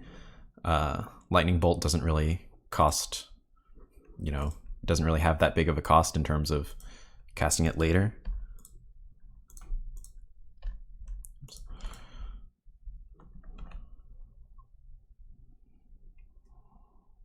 All right, well, that's unfortunate. I think... Yeah, Snapcaster into Exhaustion seems like our best play. I'm going to tap the Mikokoro just in case our opponent has Surgical. Then we'll have a bunch of mana left over for Gigadrowse. Actually, can we kill the opponent here? Let's see, Lightning Bolt, Snapcaster, Lightning Bolt, Gigadrowse something, Thing in the Ice flips, that would be 6 damage, 7. So this is lethal except if our opponent has Surgical Extraction. I'm not going to take that risk. I would rather just Snapcaster Mage, target Exhaustion. If the opponent has Surgical, we get to Gigadrowse a whole bunch of stuff. If our opponent does not have Surgical, then they're pretty tired. So I'm going to do my best to play around Surgical by tapping like this.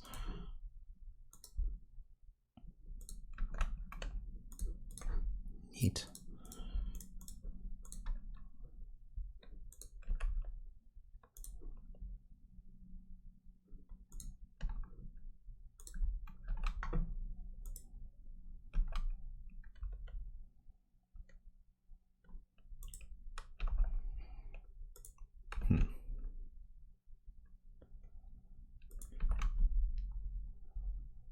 Gosh, we almost had enough mana to just kill the opponent anyway, because we could Bolt, Gigadrowse, Snapcaster, and then we're 1 short. Yeah, alright, well, let's Bolt him.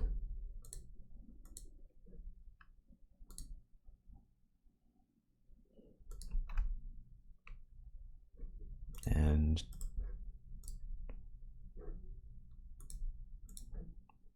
drowse your land. And I think we cast the Snapcaster Mage if our opponent does not crack the Scalding Tarn, just so that we have 9 power on board for lethal. Oh, okay, cool. All right, game 3. So there's an argument for changing stuff up because our opponents saw our deck with Surgical and they might be better prepared for the things that we're doing. But the main issue is there's just really not much we can do. Jace is still just not really good. We don't really want to overload on Cryptics when we have a bunch of, you know, Thing in the Ices that need actual instant sorceries instead of enchantments. It's going to be hard to get to part the Waterveil mana. Yeah, it's hard to cast Time Warp when your opponent is on the play. Yeah, I think we're just going to run it back.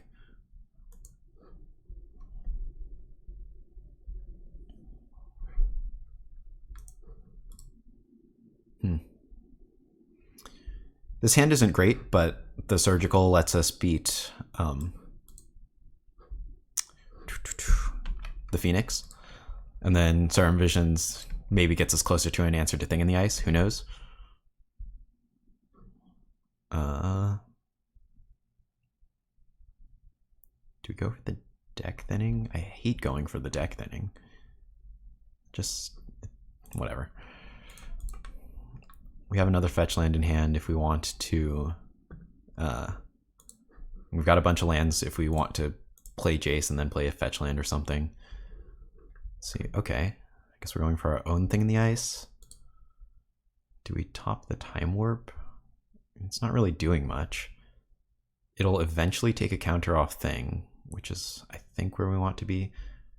Man, we're just not interacting if we do this, but I guess that's that.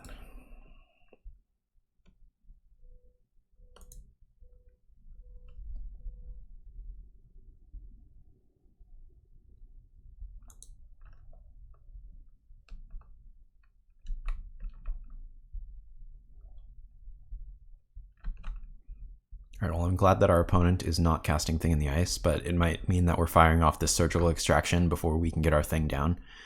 In particular, if our opponent has another, cantrip, or, discard a Phoenix or two, cantrip, gut shot, then we're going to need to Surgical. Just 2 lands. Okay, this isn't so bad.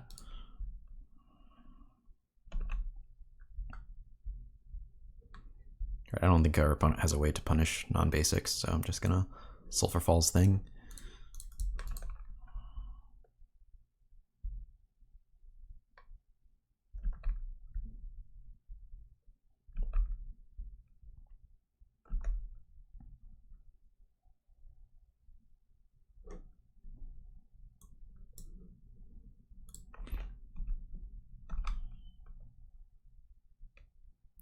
So depending on what the opponent does this turn, we have the option of exhaustioning. It's pretty likely to not be that effective, but we'll see what happens.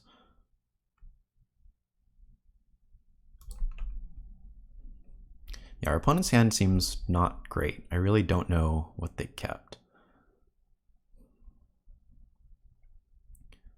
So an exhaustion here would basically just stop our opponent from like cantripping for a turn, but it just really doesn't do all that much. Because it doesn't set up our Time Warp very well, in that our opponent still gets to untap on their turn 5 before we get our 5th land for the Time Warp that we're about to draw.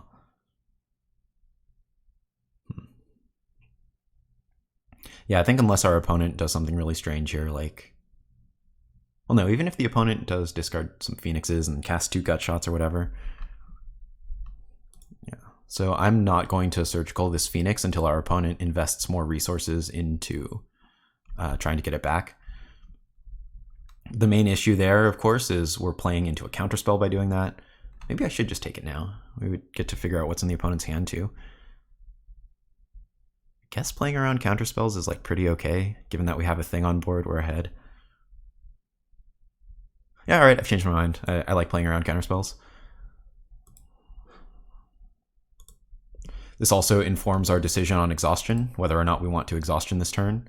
I'm still leaning towards no. I'm not really sure what would convince me otherwise. Okay, let's see here. Is it Charm, Bolt, Bolt, Thought Scour? Oh.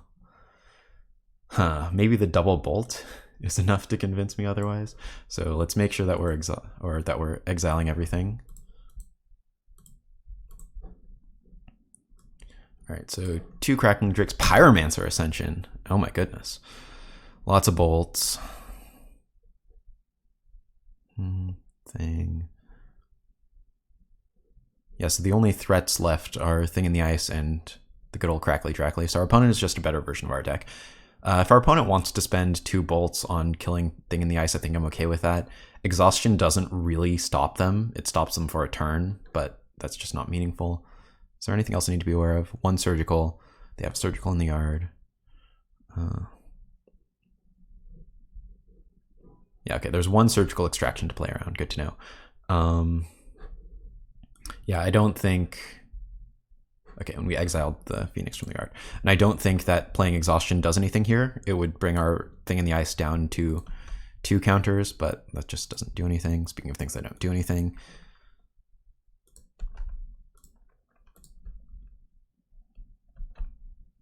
Yeah, and it seems like the... Should have taken better stock of what counters our opponent had. I think it was only the Is It Charm in hand.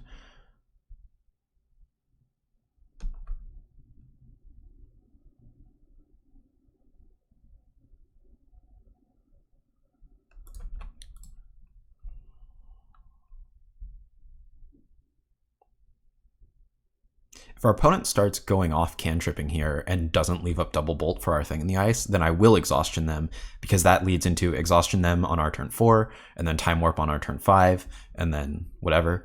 But if our opponent has even 1 land untapped right now, I think I'm not going to do that, because then the opponent just plays an untapped red source and then double bolts our Thing, which is most of the point of casting exhaustion here.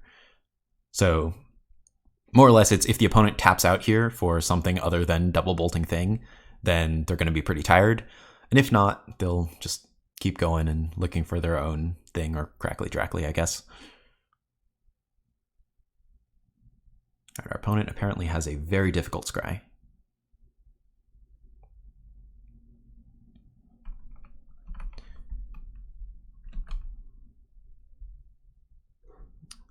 Well, these are not very good draws on our part.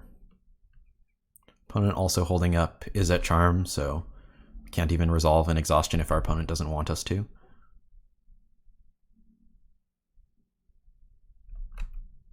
Ah, that's what they were going for.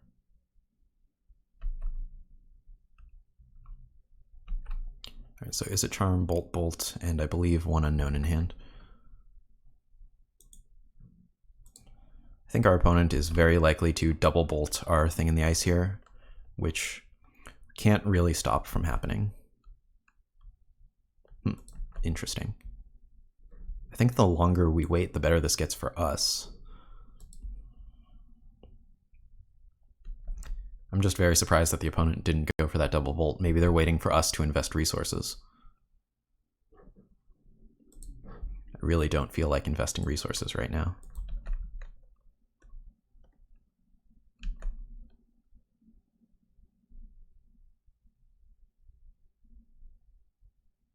All right, here it is.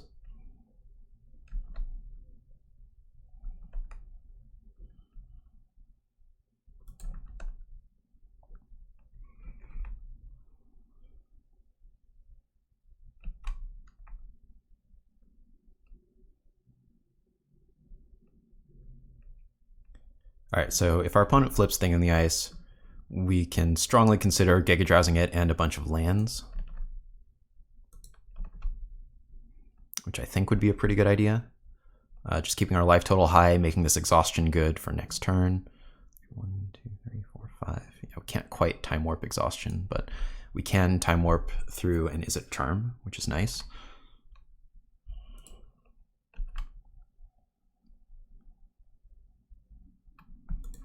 All right, so we have our opponent's beginning of combat stop set, which is good. I think we're going to double tap the Awoken Horror and then tap out our opponent's lands.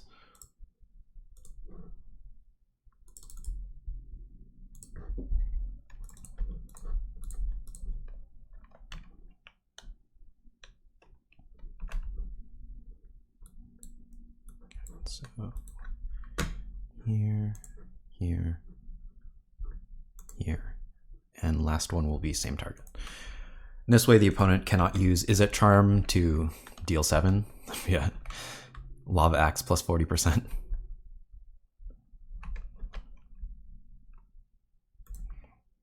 Alright, so this is not a very good spot for sure. I think we're just really digging for a way to deal with that Thing in the Ice.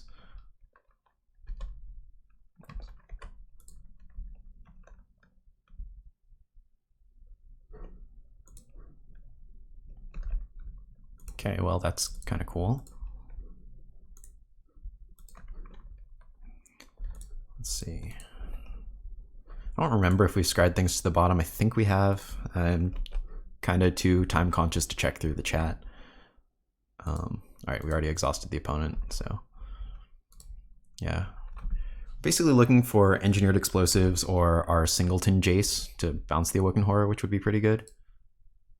All right, Dictate Exhaustion is pretty all right too, so we will definitely Exhaustion the opponent.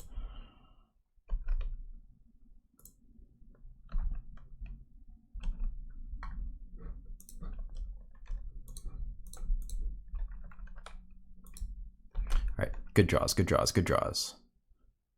Neat. I don't think we need 2 of them. Let's see. 1, 2, 3, 4, and then we'll have 4 mana left. Yeah. Okay. So we do red and blue.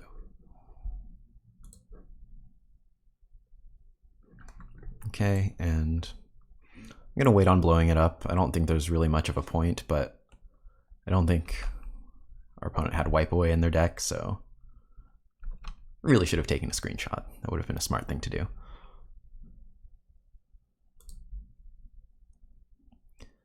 But anyway, basically the only thing that we're worried about at this point is the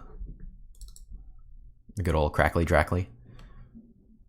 Guess our opponent still does have that Is It Charm in hand, so we need to be aware of, you know, counterspell. 2/3 of mana leak. Ooh, that looks like a Crackly Drake. That's unfortunate. That'll kill us real quick. All right, we need something. That is not something. All right, and we unfortunately cannot make 4 colors of mana for this Engineered Explosives on 4. Yeah, let's see what happens. We definitely need to stop our opponent from doing anything that would put a lot of spells in the yard. So stuff like Faithless Looting, I think we might. Wait, 1, 2, 5. Yeah, okay, we can cast Commandeer through Is a Charm. But yeah, even just stuff like Faithless Looting, I think we might need to Commandeer just because it increases Crackling Drake's power by so much.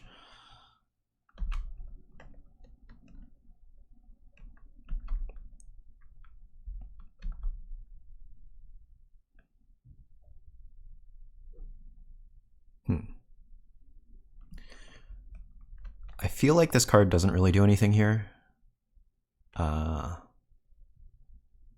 Yeah, I feel like it doesn't do anything. I don't really want to Commandeer it, although how sweet would it be if we could get it online? Yeah, but I'm not going to Commandeer it.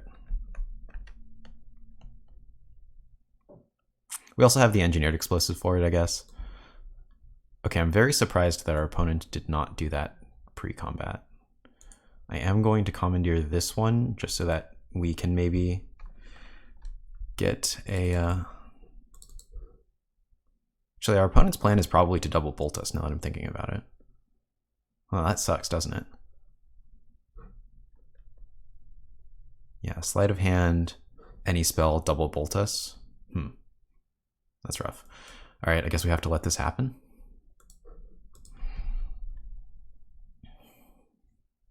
So maybe I should have taken the Ascension? Alternatively, maybe I should have played an Engineered Explosives on 2 a long time ago, because our opponent has both Thing and Ascension. Yeah, I think I probably made a mistake not playing this Engineered Explosives a while back. Yeah, because there's just nothing else that we want to hit, and I don't think our opponent had any way of interacting with it.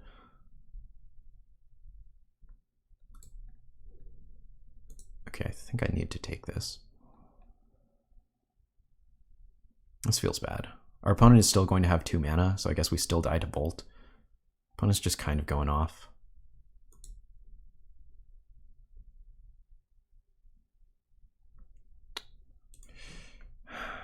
This is such a tough decision. Yeah, alright, I'm going to take it. This could be a huge mistake, but I'm running out of time, and I don't really want to think about it for too long anyway, because we need to... If we're going to win this game, we need to play reasonably quickly. I definitely think I probably made some mistakes somewhere along the way. I'm not 100% sure what those mistakes are exactly right now. Oh, I guess I should have even taken the copy so that I would draw the card first. Yeah, lots of mistakes. Lots and lots of mistakes. Jesus.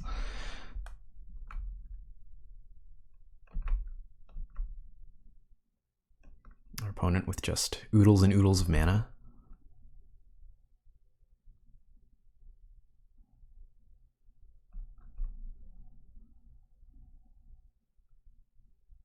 Yeah, okay, I think I played this one poorly. I definitely could have put the Engineered Explosives on 2 earlier.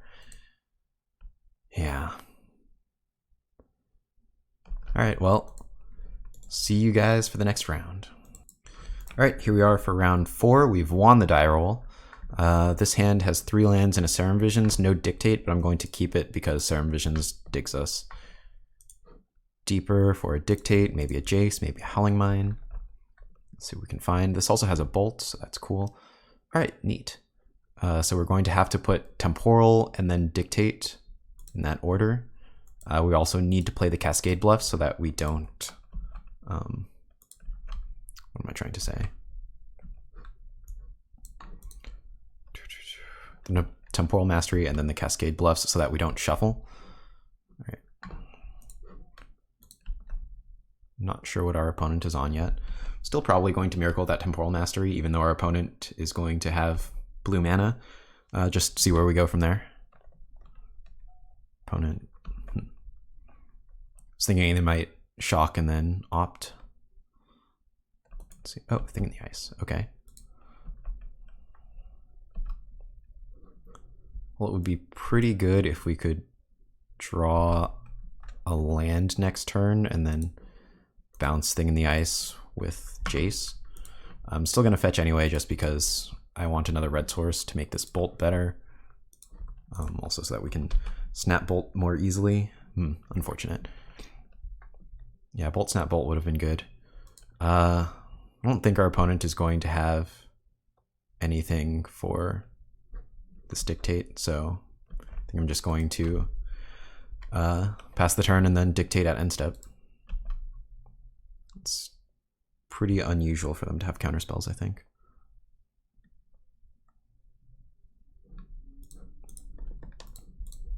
So I'm not sure if this is the opponent that we played last round or not. I wasn't really paying attention to their name. I did accidentally have a league open that I forgot about, so I did start this video in match 3 of a league. Ooh, what's going on here? But anyway, yeah, this is technically a new league, but you know, it's match 4 for all of y'all, so. Oh boy, what's going on?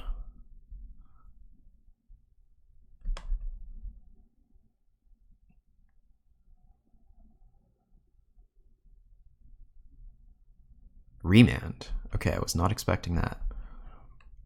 I think if we draw a land here, we either Jace bounce or we bolt snap bolt. I'm not sure which one's better. Maybe bolt snap bolt just to get rid of it forever. I don't think the opponent is very likely to have spell snare. Yeah, I don't think the opponent has spell snare. I think the opponent is more likely to have bolt and then punish us for Jace minusing, because then the opponent just resticks their thing and then bolts Jace. So I feel like this is the better play. Of course, if our opponent does have spell snare, then I'm going to be real sad about all of my life decisions. Or spell pierce, I guess, but again, I don't think the opponent has that.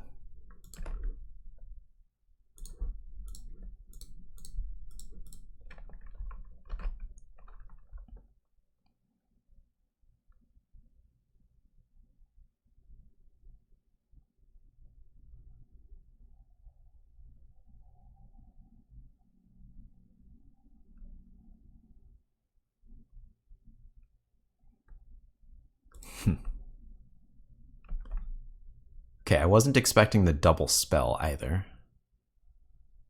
Oh my god. Alright, well, severely punished. That sucks. Alright, well the good news is our opponent used... Oh no! Oh man, we got punished really hard. Okay. Let's see, this is 7, 10, 13. We're not literally dead right now, but we're not very alive either.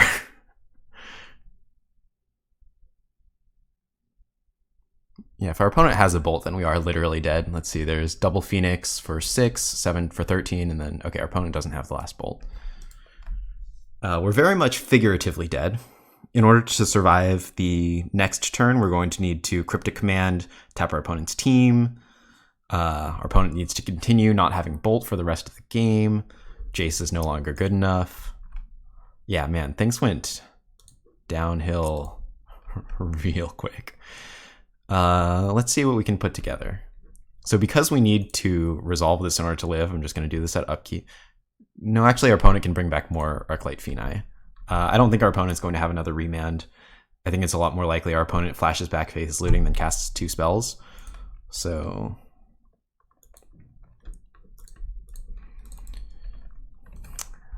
And did we die?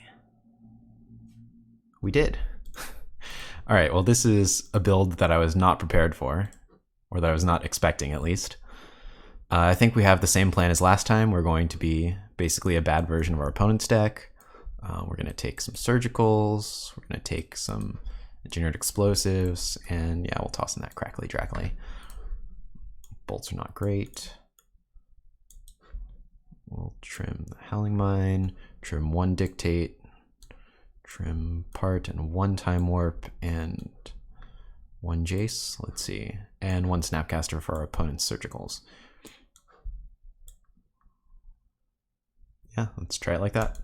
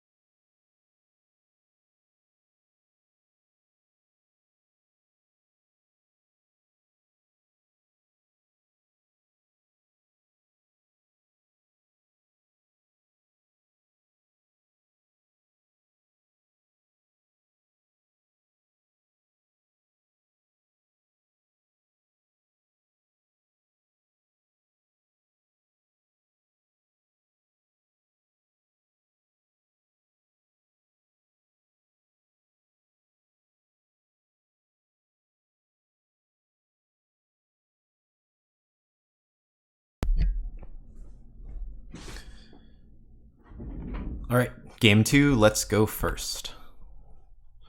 We've got a thing, we've got some spells that we can't really cast them. Commandeer is pretty nice though. I'm gonna keep this. It's definitely not the best of hands, but it could get there.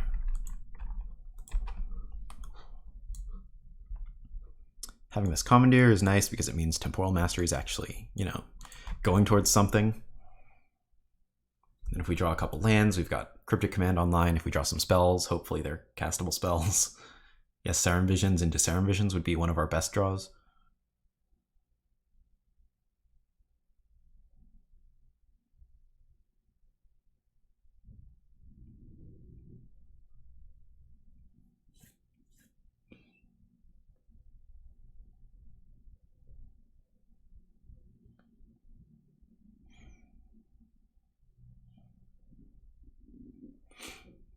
Our opponent is apparently thinking about gut-shotting us in our main phase.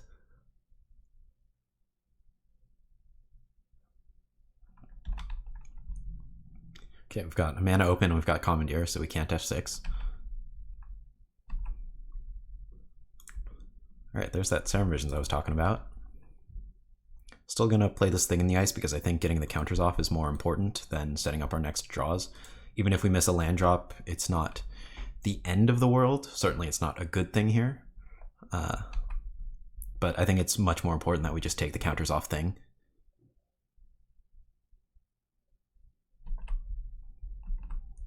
Alright, I wonder what's in the opponent's hand. Let's do this first and figure out if we need to play this tapped or untapped.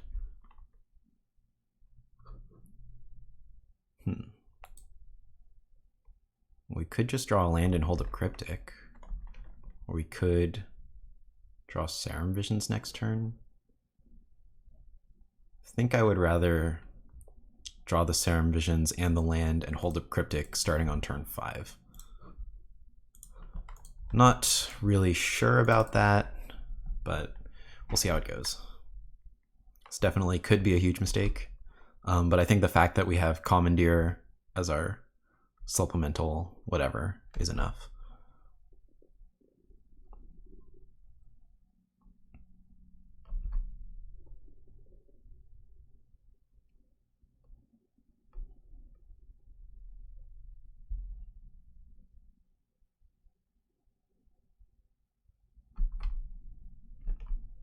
I feel like our opponent has been representing counter spells, but whatever.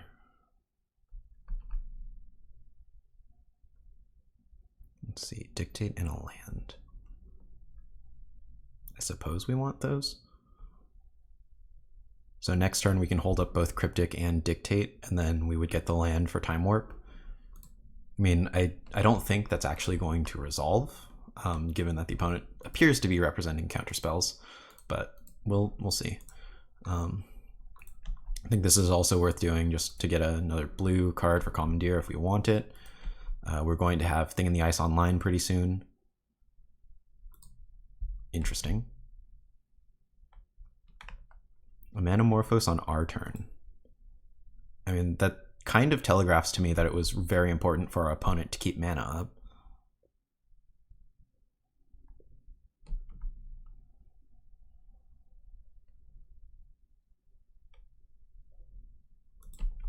So also noteworthy is that we can flip Thing in the Ice at the cost of many of our cards in hand. We have Cryptic and Commandeer that we can cast, well, I guess next turn. I don't think that's worth it, but it's certainly a good idea to have that in mind, where if our opponent goes for the, Lightning Bolt Gut Shot, then well, I guess Cryptic would counter, and I guess Commandeer would take a spell, but you know what I mean. It's important to know these things, just be aware of them.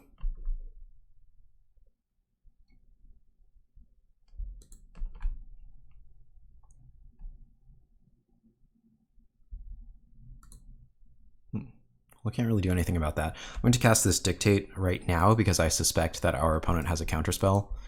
And if our opponent does have a counterspell, I would rather them counter this right now rather than take a counter off of their own thing. And the word counter has kind of too many meanings. It's kind of annoying that it both means your spell doesn't resolve and it's these numbers attached to stuff, but you know what I mean. We want the Dictate to be countered now so that the thing remains countered later. Countered with, like, ice counter. Yeah, okay. Totally fine. You've got it, buddy. So we could have commandeered that, but I don't think that's worth it. Maybe it was, actually. I suppose I should have thought about that harder. So we can Time Warp now, and then Cryptic maybe bounce this, draw a card, get in for 7. It's not the worst idea. Could also just draw running Time Warps, which would be absolutely fantastic. I just think the fact that we can resolve this now, just get a free counter off Thing in the Ice, untap all our lands, I want to say this is worth it. Ooh, that is very good. This is why we put this card in the deck. Okay. Game 3. Do we change anything? I believe the answer is still no.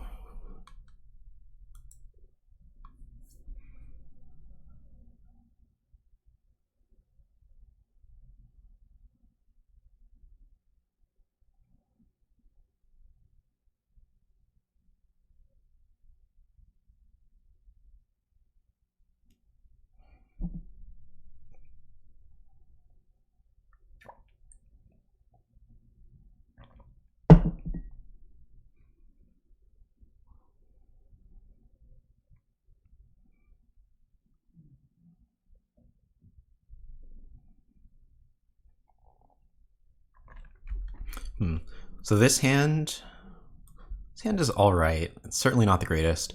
It does have a Commandeer, it does have a Dictate. So I think I'm going to keep this and then probably Temple of Epiphany turn 1, Serum Visions turn 2. Alternatively, Serum Visions turn 1 and then Temple of Epiphany, Serum Visions turn 2. Well, in any case, it's a keep.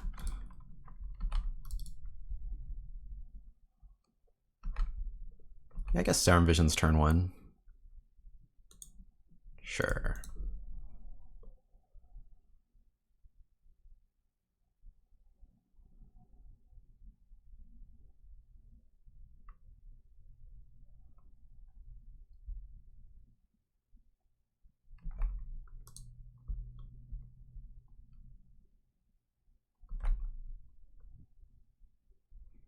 Okay, I don't think we need a second Surgical Extraction, and I don't think this Lightning Bolt is very good right now, so I'm going to bottom both of these.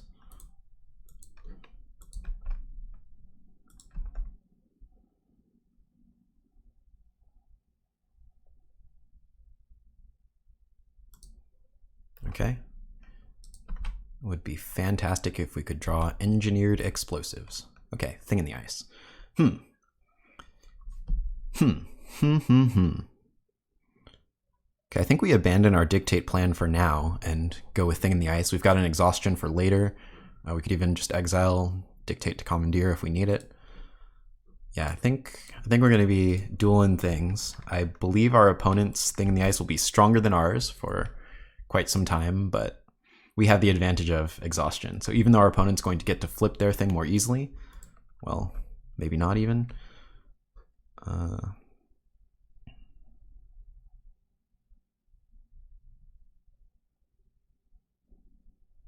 So one of the awkward things here is if I just tap this island, I can't actually tap this Cascade Bluffs for colored mana, and then the opponent can just remand the Serum Visions and we don't get to recast it if we play this Temple of Epiphany. Well, our opponent doesn't know we don't have an untapped land in hand. So I think the order is I'm going to play this Temple and then tap Cascade Bluffs for blue-blue. We know we're not drawing Lightning Bolt because we put that on bottom, so blue-blue is just not the worst thing ever. It means we have a tapped Cascade Bluffs when we would otherwise have it untapped. Okay, unfortunately we don't have enough lands for this, so I think we need to bottom, which kind of sucks, but it is what it is. So we want blue-blue. And let's see what we've got. Oh no, there's no lands here. I think the Snapcaster Mage is going to end up being good. So I do want to put this on top, but it's really awkward that we're not drawing lands for a while. Yeah, I think that's the plan. Rough. So one of the cool things is we will get to flip this thing in the ice pretty soon. We've got like Surgical Extraction, Exhaustion. We're drawing that Snapcaster Mage for, you know, either Surgical or Serum Visions or whatever.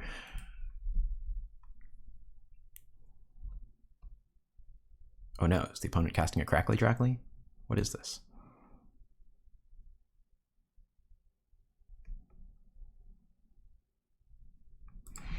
Very confused what that was. Guess it was the opponent deciding it's not important. So interestingly, we have a few options. We can Snapcaster Mage Dictate now. Snapcaster Mage Serum Visions now. But I think I would rather just pass the turn and cast Dictate at the opponent's end step, see if they counter. It's not really a crucial part of our game plan, but I think it helps us more than it helps the opponent. So I think it's worth at least casting. Actually, I guess it means the opponent gets a counter, or yeah, they get a counter off their thing. I think that's fine.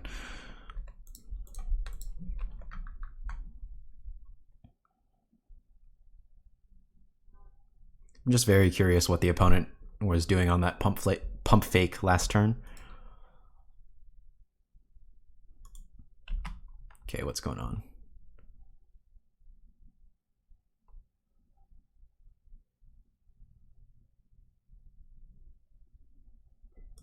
Remand. Yeah, that's fine.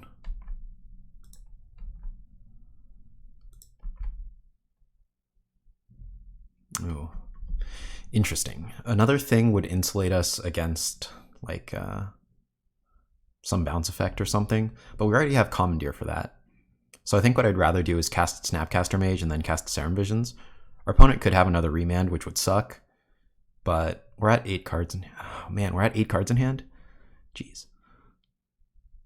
I guess we could Surgical the remand and then decide whether or not we want to run out the Snapcaster, because we could hold Snapcaster Surgical if our opponent is going for Arclight Phoenix. If our opponent is just completely off the Arclight Phoenix plan, then we know we're pretty safe to just Snapcaster Serum Visions, take another counter off thing. Yeah, that sounds appealing to me. The other cool thing, yeah, we want to hit the remand. The other cool thing is that, let me just make sure I targeted the right thing. I wasn't really paying attention. Okay, remand. The other cool thing is that once either of these things flip, we're going to get the Snapcaster back. So we will have access to Snapcaster Surgical at that point. This is definitely a weird play. I don't know that it was the greatest of plays or not, but we'll see how it works out. Our opponent remanded the Surgical. Okay.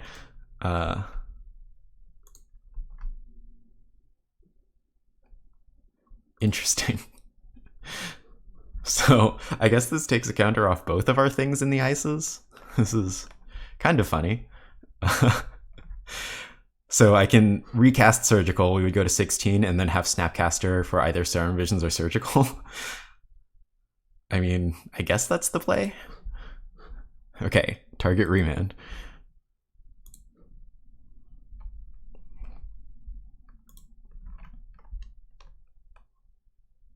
All right, let's see. So Arclight, Crackling Drake, Faithless, Opt. So our opponent can flip their thing in the ice. Let's see. I guess I should also screenshot this like I mentioned last time. All right, what else we got? Let's take these things out. So we got lots of Phoenixes, Crackling Drake, 2 Dispel, okay, Faithless Looting, 1 Lava Axe, all right. Lightning Bolt, Metamorphose, Serum Visions, thing. All right, so the threats are 4 Phenai, 4 Drakes, 4 things. There's 1 Surgical to be aware of. There's 2 Drakes in hand and a Phoenix in hand. Okay, 2 Drakes and a Phoenix. All right, so just installed Windows 10, so I don't actually know the best way to get to Paint here. Perfect.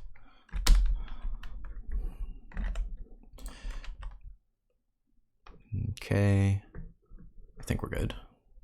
Yeah, we removed all of our opponent's remands. Yeah, okay. So what is our opponent's plan? They can cast a Crackly Dracly, they can cast a Phoenix.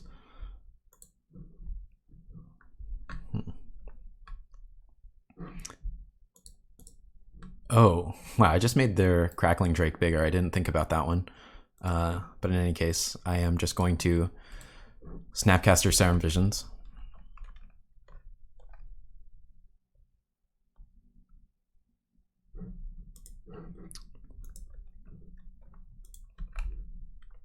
So this flips our thing and kind of pressures our opponent into flipping their thing.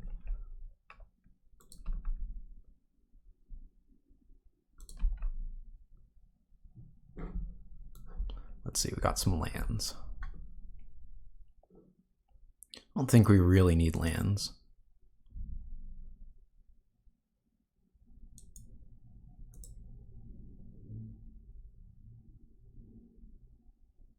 Yeah, I don't think that's what we're going for. I guess it does let us Thing in the Ice Exhaustion. Yeah, all right, I'll put 1 on top, 1 on the bottom. We're not using this turn. And get in there, Awoken Horror.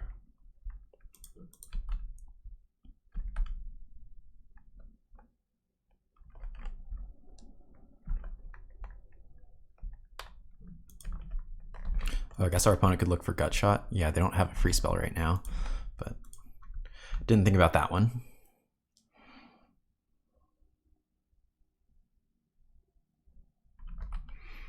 I guess it might have also been better to just Exhaustion our opponent. Yeah, I think I should have thought harder about this. I think I might have made a mistake. We'll see how this goes.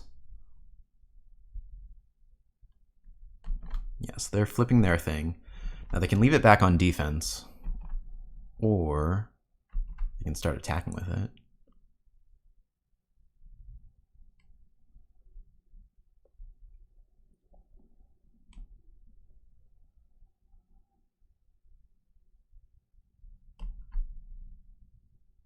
Oh shoot, our opponent hit another Phoenix. That's pretty bad for us.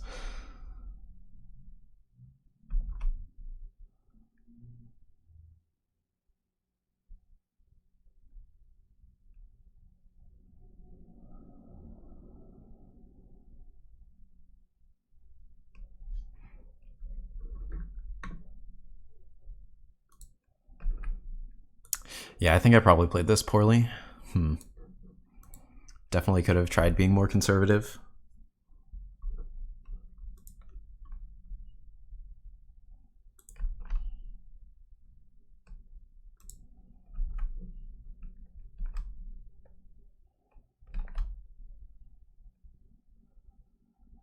Let's see, 10, 13. Wow, we're dead to Bolt.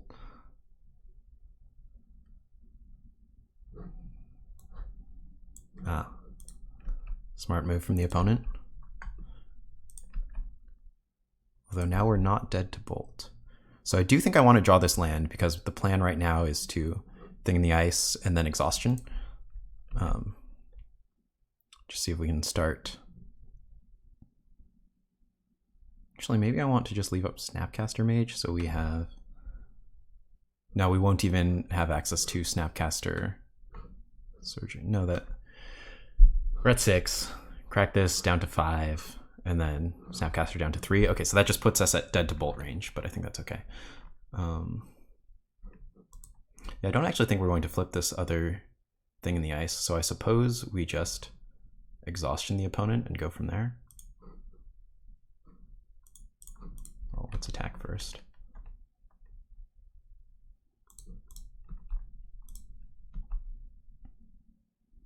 And figure it out based on whether or not the opponent blocks. Okay, the opponent did block.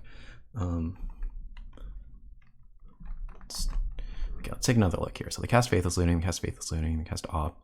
Opponent has 4 cards in hand, 2 of which are Crackly Drakleys. Yeah, there's no way our opponent's triple spelling next turn if we Exhaustion them. It would have to be something insane like Manamorphose, whatever. And even then we're only taking 3.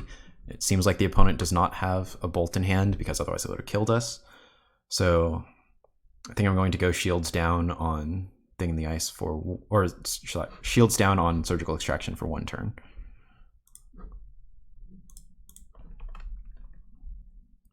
Not entirely sure if we're even going to flip this Thing in the Ice at all. I guess actually, yeah, we're not going to flip this Thing in the Ice. We just should cast Snapcaster Mage to have lethal. Yeah, the opponent's at 8. All right, figured it out.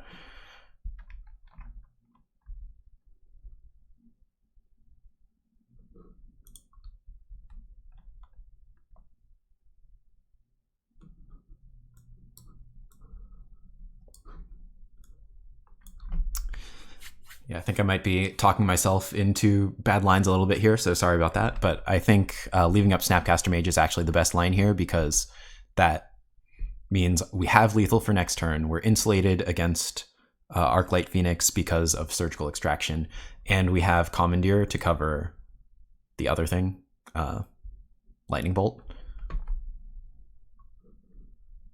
So I'm even just going to cast Snapcaster and then not cast Surgical here, just to keep our life total higher in case of like a double bolt or something.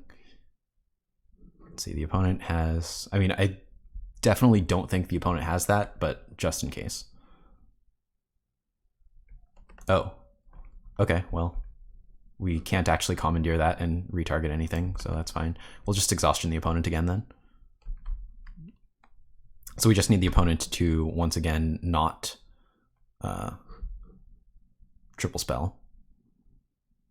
But I think it's pretty likely that the opponent will not triple spell. I think I would rather cast Dictate than Thing in the Ice, just because we're not flipping this Thing in the Ice.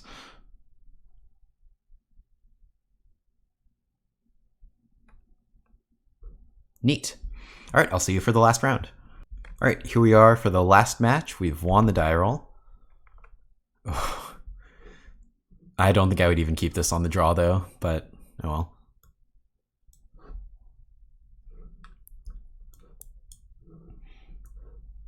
All right, this hand is not great, but I would rather keep it than go to 5. We're going to end up fetching on turn 1, so it doesn't matter. This is definitely the more painful part of our mana base. Okay, I don't think we want to part the Waterveil right now, but I do think we want to set up Snapcaster Serum Visions on turn 3.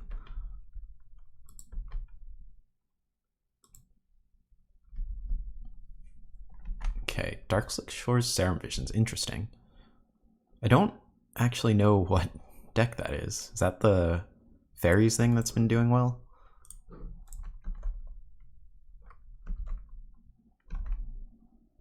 I really don't know.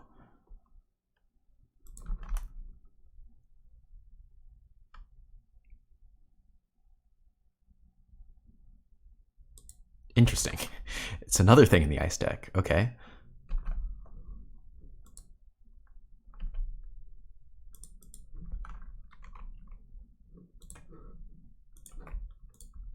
I wonder if this is Grixis or just straight up blue-black thing in the ice.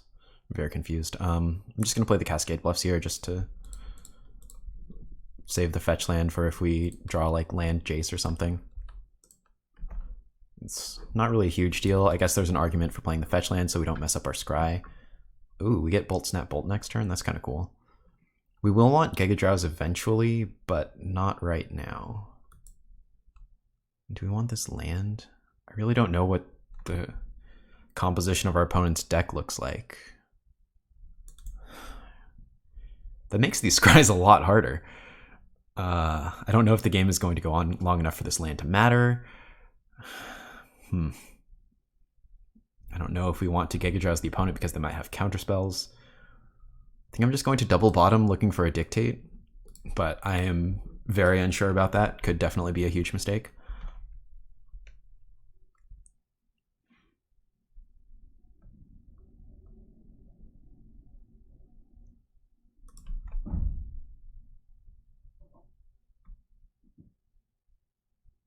All right, so this is interesting. Grixis things in the ices. I've never seen anything quite like this. We're definitely going to attack, and if the opponent blocks, we will definitely bolt. We're setting up another just Snapcaster bolt for after that. Motobug. All right, yeah, let's see if the opponent wants to block or not.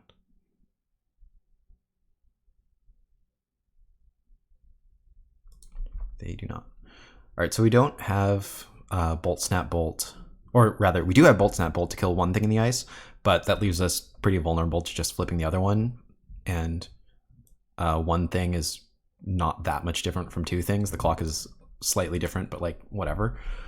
I would just much rather put the opponent in a situation where they need to start blocking with their things, and then we can bolt one of them, they block with the other thing, we bolt the other thing. Interesting. Taking a lot of damage off of our lands.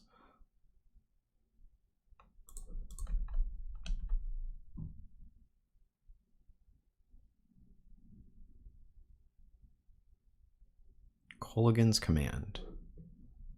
Kill our Snapcaster. Target player discards a card.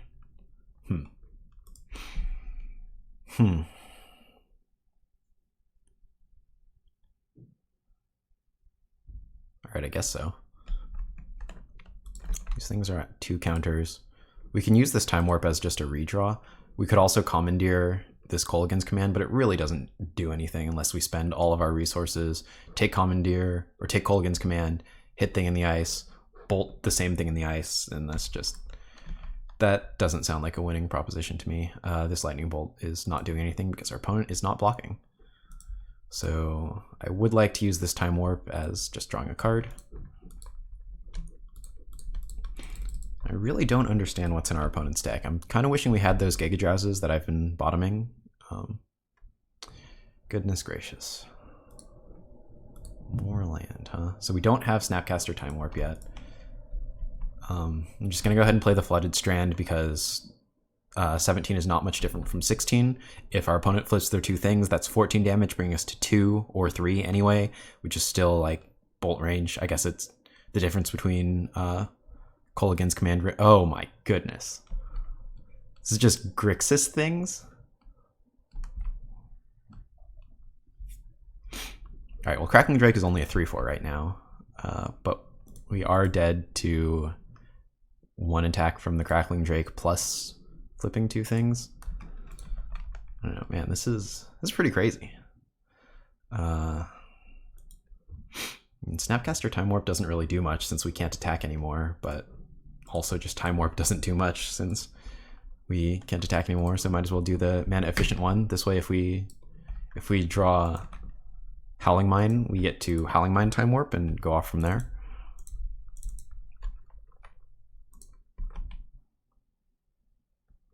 Or, you know, we could just keep drawing lands, that's cool too. And we're almost at just natural part the Waterveil, except that's really bad against flipping things in the ices, and if the opponent just gets 6 power on this Crackling Drake, they can just block. There's all sorts of things wrong here. Okay. So we have Jace. We could bounce Crackling Drake, and then what? The opponent just plays 2 spells. Let's see. Play Jace and try to draw Gigadrowse. We could play Jace and then plus, and then Crackling Drake almost certainly still kills it. The opponent has 4 cards in hand. We could Jace, bounce Snapcaster Mage, and then we don't have nearly enough mana to do anything. We only have Snap Bolt available. I think the play is Jace 0, try to draw Gigadrowse. Alternatively, try to draw land and Time Warp, but that's unlikely.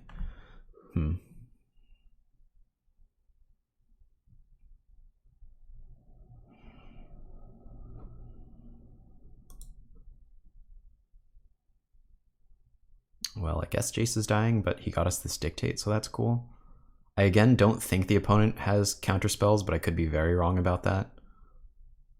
Do I rather have this Commandeer or this land? I guess the Commandeer. We're pretty likely to hit lands eventually anyway, and we have so many that I don't think it's super important. Are we lagging? Right. So I'm going to do this because we have enough mana to Dictate anyway, and we are, yeah, Jace doesn't cut it. We're just looking for warps at this point. Topping that Commandeer might have been a mistake, rather than the land. Just because land unlocks Awaken, Depart the Waterveil, but I don't know, it was close.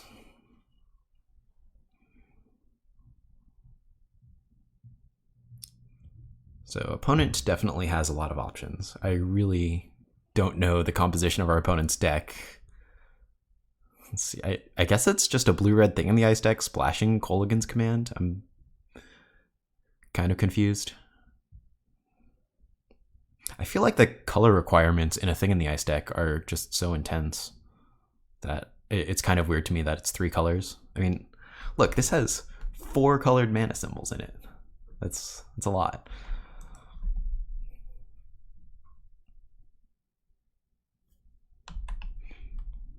All right, worthy of note is that the opponent is at 12, so 2 Awoken Part the Waterveil hits will kill them. So maybe I did make a mistake keeping the Commandeer instead of the land.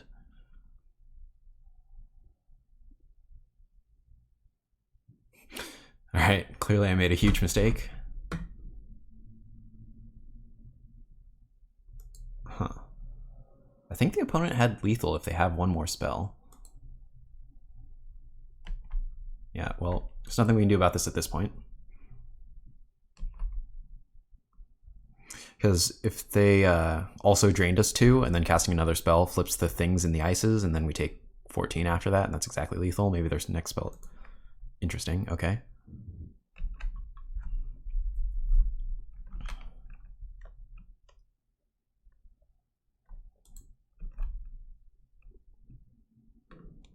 Interesting. So we maybe could have plus Jace to save him. That's kind of crazy to me.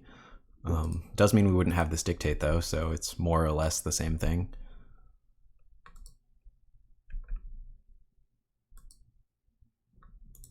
All right, we need to draw really well.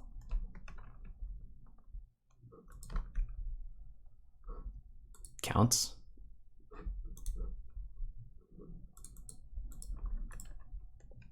Doesn't count.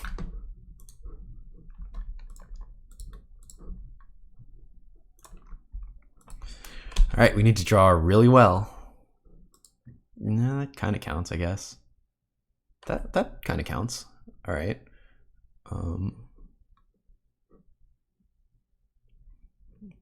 So we've got 1, 2, 3, 4, 5, 6, 7, 8 blue sources. So we kind of want to keep 2 around for this Dictate. So I guess we just pass, and then at our opponent's beginning of combat, we will tap their creatures and some stuff.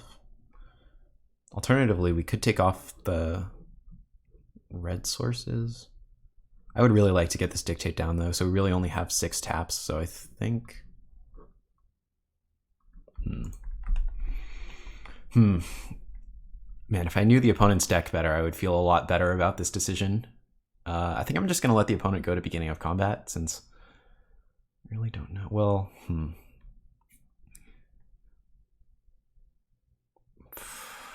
I really don't know. I'm just going to let the opponent go to beginning of combat. I feel like that's safest, but it could be a mistake. I feel like the opponent is likely to cast a spell to flip their things in the ices and then bounce their Crackling Drakes, and then we have fewer things to target with our Gigadrowse. Could be wrong, but I don't know. Interesting.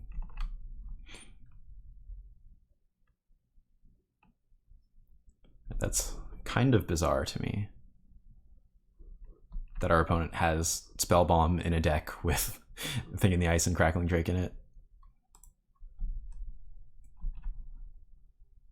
I wonder what our opponent's digging for.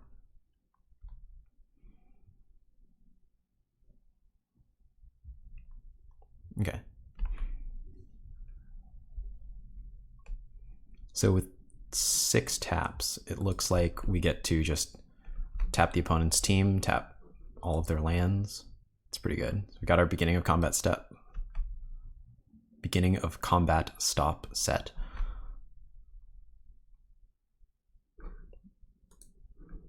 All right, so let's see, 1, 2, 3, 4, 5, 6, 7, 8.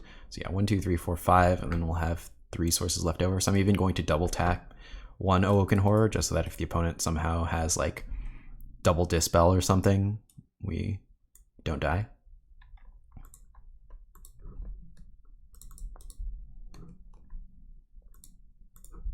All right, and this leaves up Dictate of Kruphix, which is exactly where we want to be.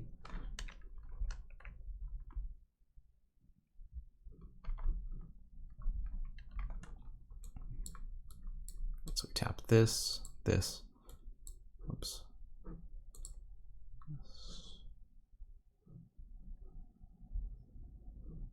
This. All right, so that's lands, 1 Awoken Horror, and then let's see. Okay, both Awoken Horrors are targeted. Cool.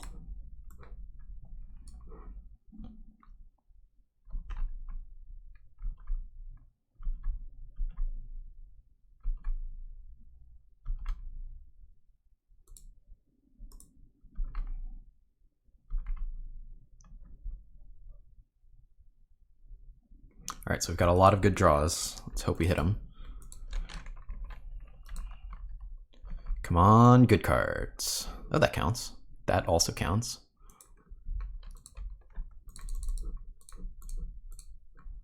Yeah, this is definitely what we were looking for. Okay.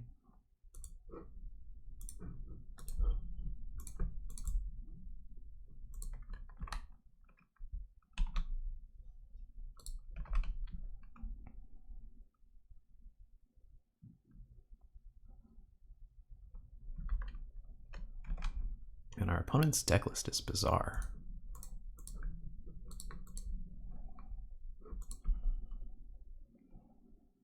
All right, I think this is lethal then.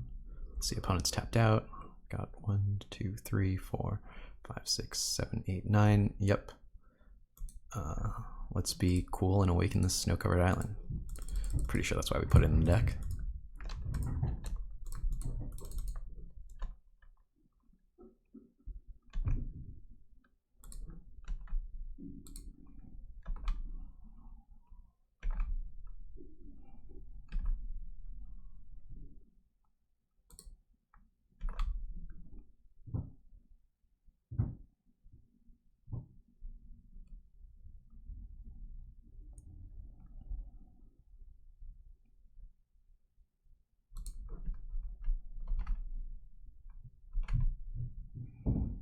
All right, neat. So I still don't fully understand exactly what our opponent's doing. It looks like there's probably not enough room in this deck list for Phoenixes, Phoenoxen, whatever. But I guess it's mostly a Thing in the Ice Crackling Drake deck. Guess that's our third one in a row, huh? I think we're in a similar spot. Want Commandeer as another counterspell, or just taking something good of the opponent. I'll bring in Crackling Drake. We'll bring in Engineered Explosives. Gelectrode not good. Abrade not good. Anger not good. Our opponent I don't think has Phoenixes, so Surgical I do not think will be a good card here. Could be wrong, but that's what my intuition says. So pretty similar plan. I think I'm also just going to cut a Snapcaster Mage. It seemed like the opponent's deck was much slower than your typical blue-red thing in the ice, whatever. Actually, do I want to keep in another Dictate? Suppose I could cut like a Time Warp or something. No, I think this is fine. Yeah, having too many non-instant sorceries when you've got a bunch of Thing in the Ices and Crackling Drakes is not great. Engineered Explosives is already a non-instant or sorcery card.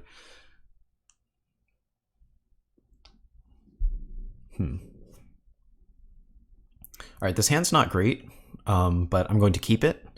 Since we're on the draw, I think we're pretty likely to hit a land by turn 3, so I'm just going to start with Scalding Tarn, fetch for a tapped Steam Vents, and then Thing in the Ice, and then Serum Visions to get that counter off.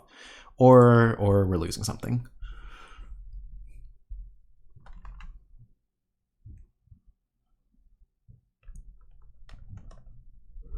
Okay, so there's definitely an argument for just Serum Visioning here so that we can set up our next draws, but again, I feel like we're reasonably likely to hit a land before turn 3, so...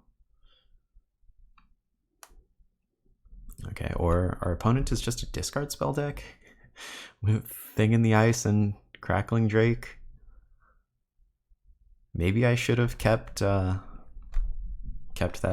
Dictate of Kruphix in then. It's generally a good counter to these hand disruption spells. I've often found that what happens in a hand disruption deck is... this is kind of reason to cast Serum Visions, try to hit a 3rd land to Mikokoro into a 4th land. I'm still going to stick with the plan though. Our opponent has bolts and such that make even a turn 4 Jace not great. Spell Snare. Maybe not. Maybe it's just a land. Oh no, it is Spell Snare. Oh, it's just Opt. Okay. But anyway, yeah, what I often find when my opponent is spending a long time casting, you know, their Collective Brutality and their Thoughtseize and their Inquisition is they just don't really have much left over afterwards. So in this particular case, we really need to draw a land. Or that, I guess that works. All right, let's hit that land. Not quite. Exhaustion I don't think will be good enough. We really just want to hit another land for this Jace. Oh, right, that was our scry. I was thinking Sleight of Hand for some reason.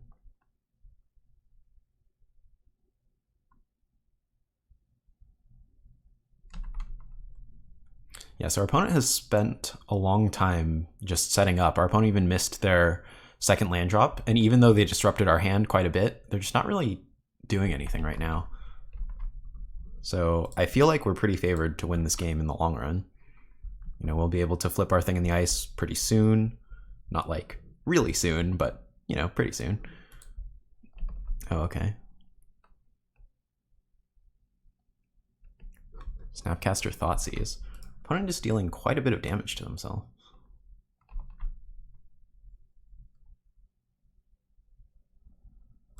Alright, rip Jace. I do think we want another card each. So one of the unfortunate things is we can't really block very well because our opponent could have Bolt and our game plan is going to be flipping this Thing in the Ice. Yeah, I guess just Tarn. Yeah, our game plan is going to be flipping this Thing in the Ice.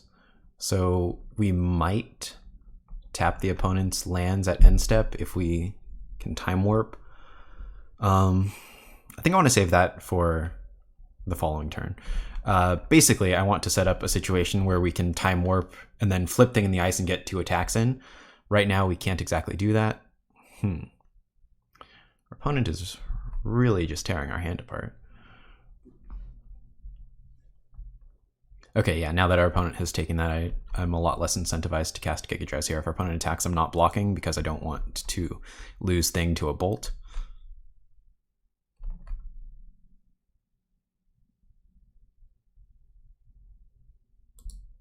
Okay, so now the clock is on, kind of. All right, and I found where all of our lands are. We can potentially suicide all of our stuff. It'd be a nice clean 2 for 2. I suppose I feel a lot better with this Engineered Explosives on the battlefield than in our hand. It would be bad if we, say, go to crack Mikokoro, or, go to use Mikokoro, and then our opponent casts Cryptic Command, kills Engineered Explosives, and, hits our hand or whatever. But I think it's safer on the battlefield than in our hand.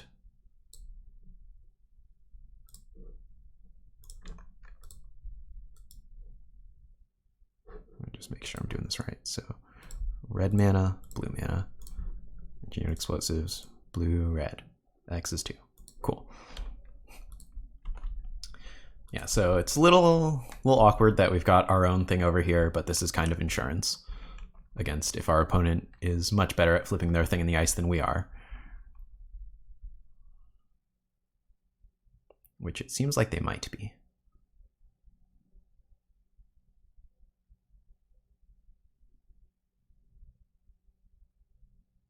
This looks like a Crackling Command. Okay.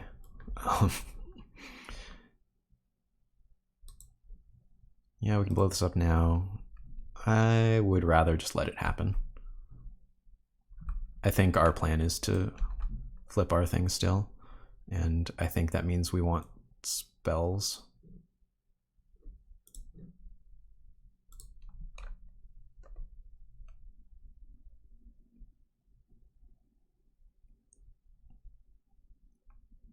Alright, the opponent made a mistake playing that land because now we can block pretty safely. We only really lose our thing to... Okay. We only really lose our thing to double Gutshot, which opponent hasn't even shown Gutshot at all, so... Yeah, but anyway, we need spells. That's not a spell. Okay. What do we got in here? We've got Cryptic.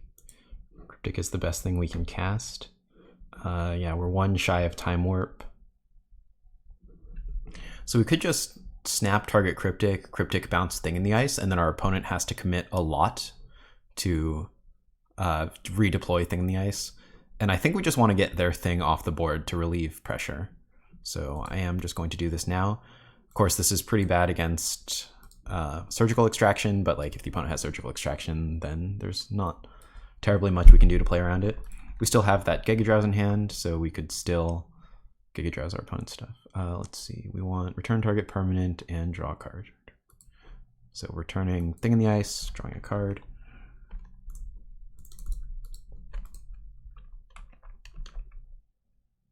Ooh, Commandeer, that's a cool one.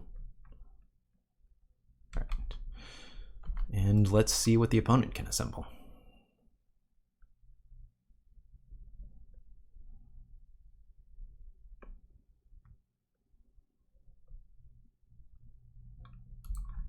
The fact that our opponent is stuck on lands is pretty advantageous for us because now they have all of these cards stuck in hand that aren't particularly effective.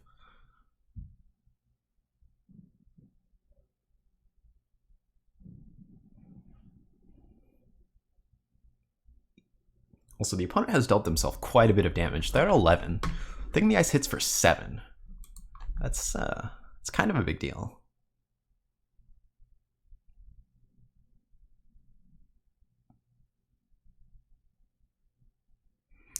Let's see, so what other things do we need to think about right now? I guess once we bounce Snapcaster Mage, we should take a look at both graveyards because, all right, opponent's redeploying thing. Perfect. They're just eating up a lot of their mana doing this. Interesting. They even didn't shock themselves. But anyway, opponent has access to a lot of hand disruption, Serum Visions, Opt, and K Command.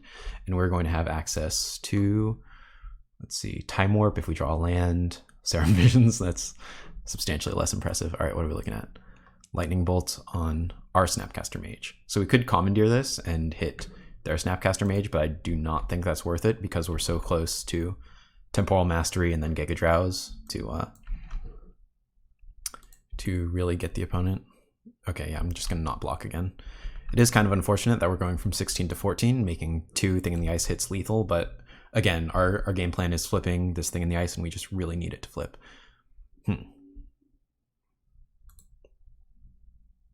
Okay, I think we're just going to pass. If the opponent doesn't flip Thing in the Ice, then we're just going to end step, Gigadrowse, some green sources, or sorry, some blue sources, and play Dictate. If the opponent try to draw a land and then Temporal Mastery and basically go for lethal. If the opponent does flip Thing in the Ice, we'll probably end up having to Gigadrowse it, and we'll see exactly what happens from there. Of course, we also have the option to Commandeer any instant or sorcery, or basically anything besides a Crackling Drake. All right. Yep, we will take it.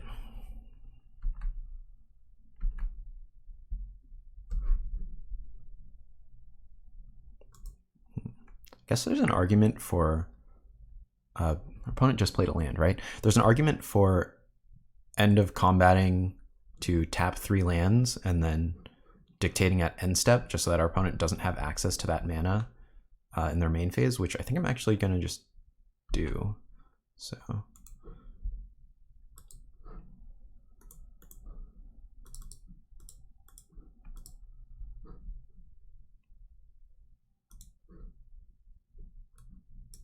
guess we're not really using this graveyard anymore.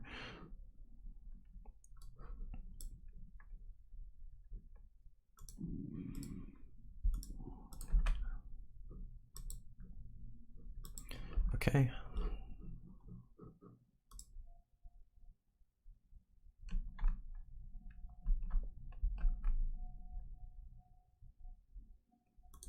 Ooh, I guess we should have Gigadrowsed their Thing in the Ice in case they flip it.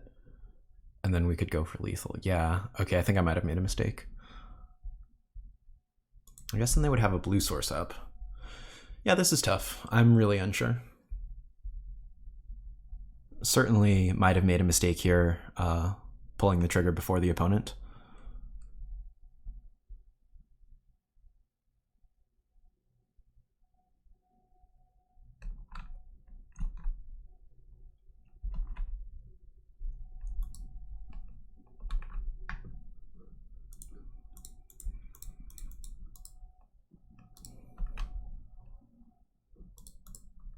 Land?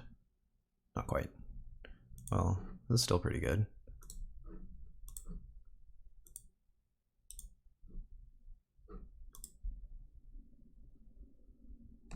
Suppose I shouldn't have tapped Mikokoro. Yeah, that was a mistake.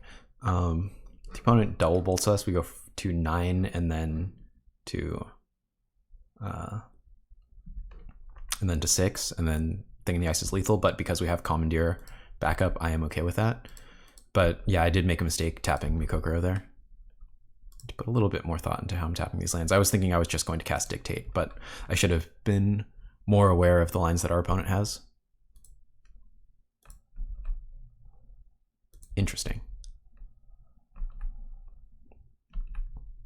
Kind of surprised by that, but okay.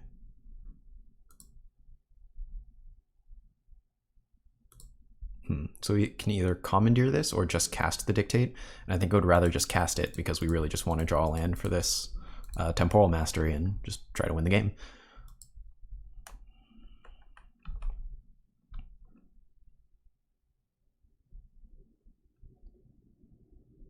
All right, nice.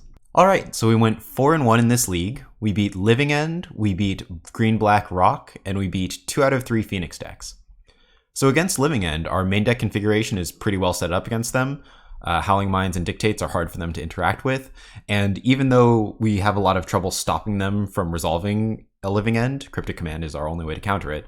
After they get their creatures on board, the Gigadrowse, the Exhaustion, and the Cryptic Command to just tap their team are often good enough to slow them down before we can start time warping and really going off. And then post-board, sticking a Thing in the Ice after they resolve their Living End so that you can flip it and bounce all of their creatures except for Awoken Horror, which is a horror.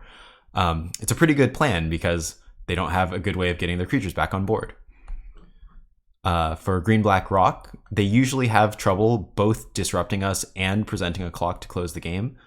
Dark Confidant, as you saw, is just not enough damage at once. They really need something like, an Inquisition for your Howling Mine, and then a Tarmogoyf on turn 2, and then a Liliana to continue pressuring your hand, or, some very powerful combination of cards like that.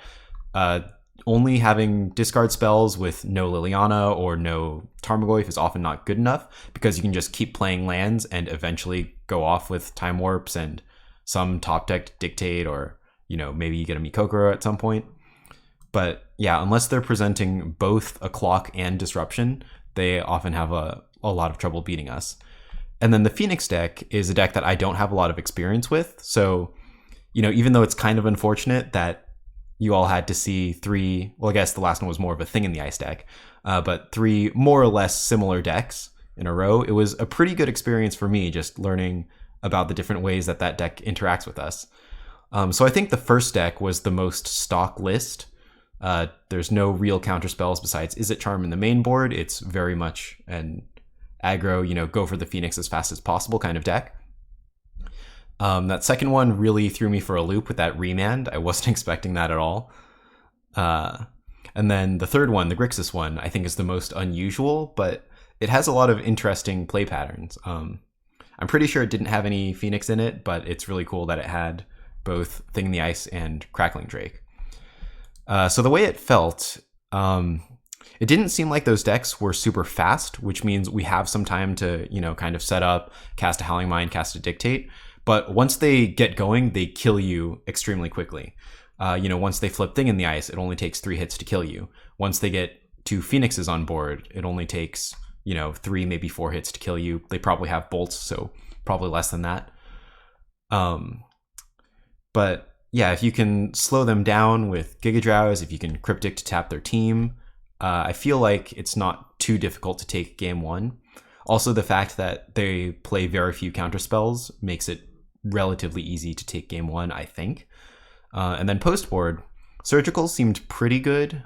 Just stopping Phoenixes from coming down early is very powerful at the low cost of just 2 life. And even though we're more or less a worse version of their deck with Thing in the Ice and Crackling Drake and way fewer cantrips than they have, the fact that we get Time Warp, so that after we flip Thing in the Ice, we can get 2 hits in at once, or maybe even 3 if we, have a Time Warp followed by a Temporal Mastery or something. That, I think, might put us at a slight advantage still.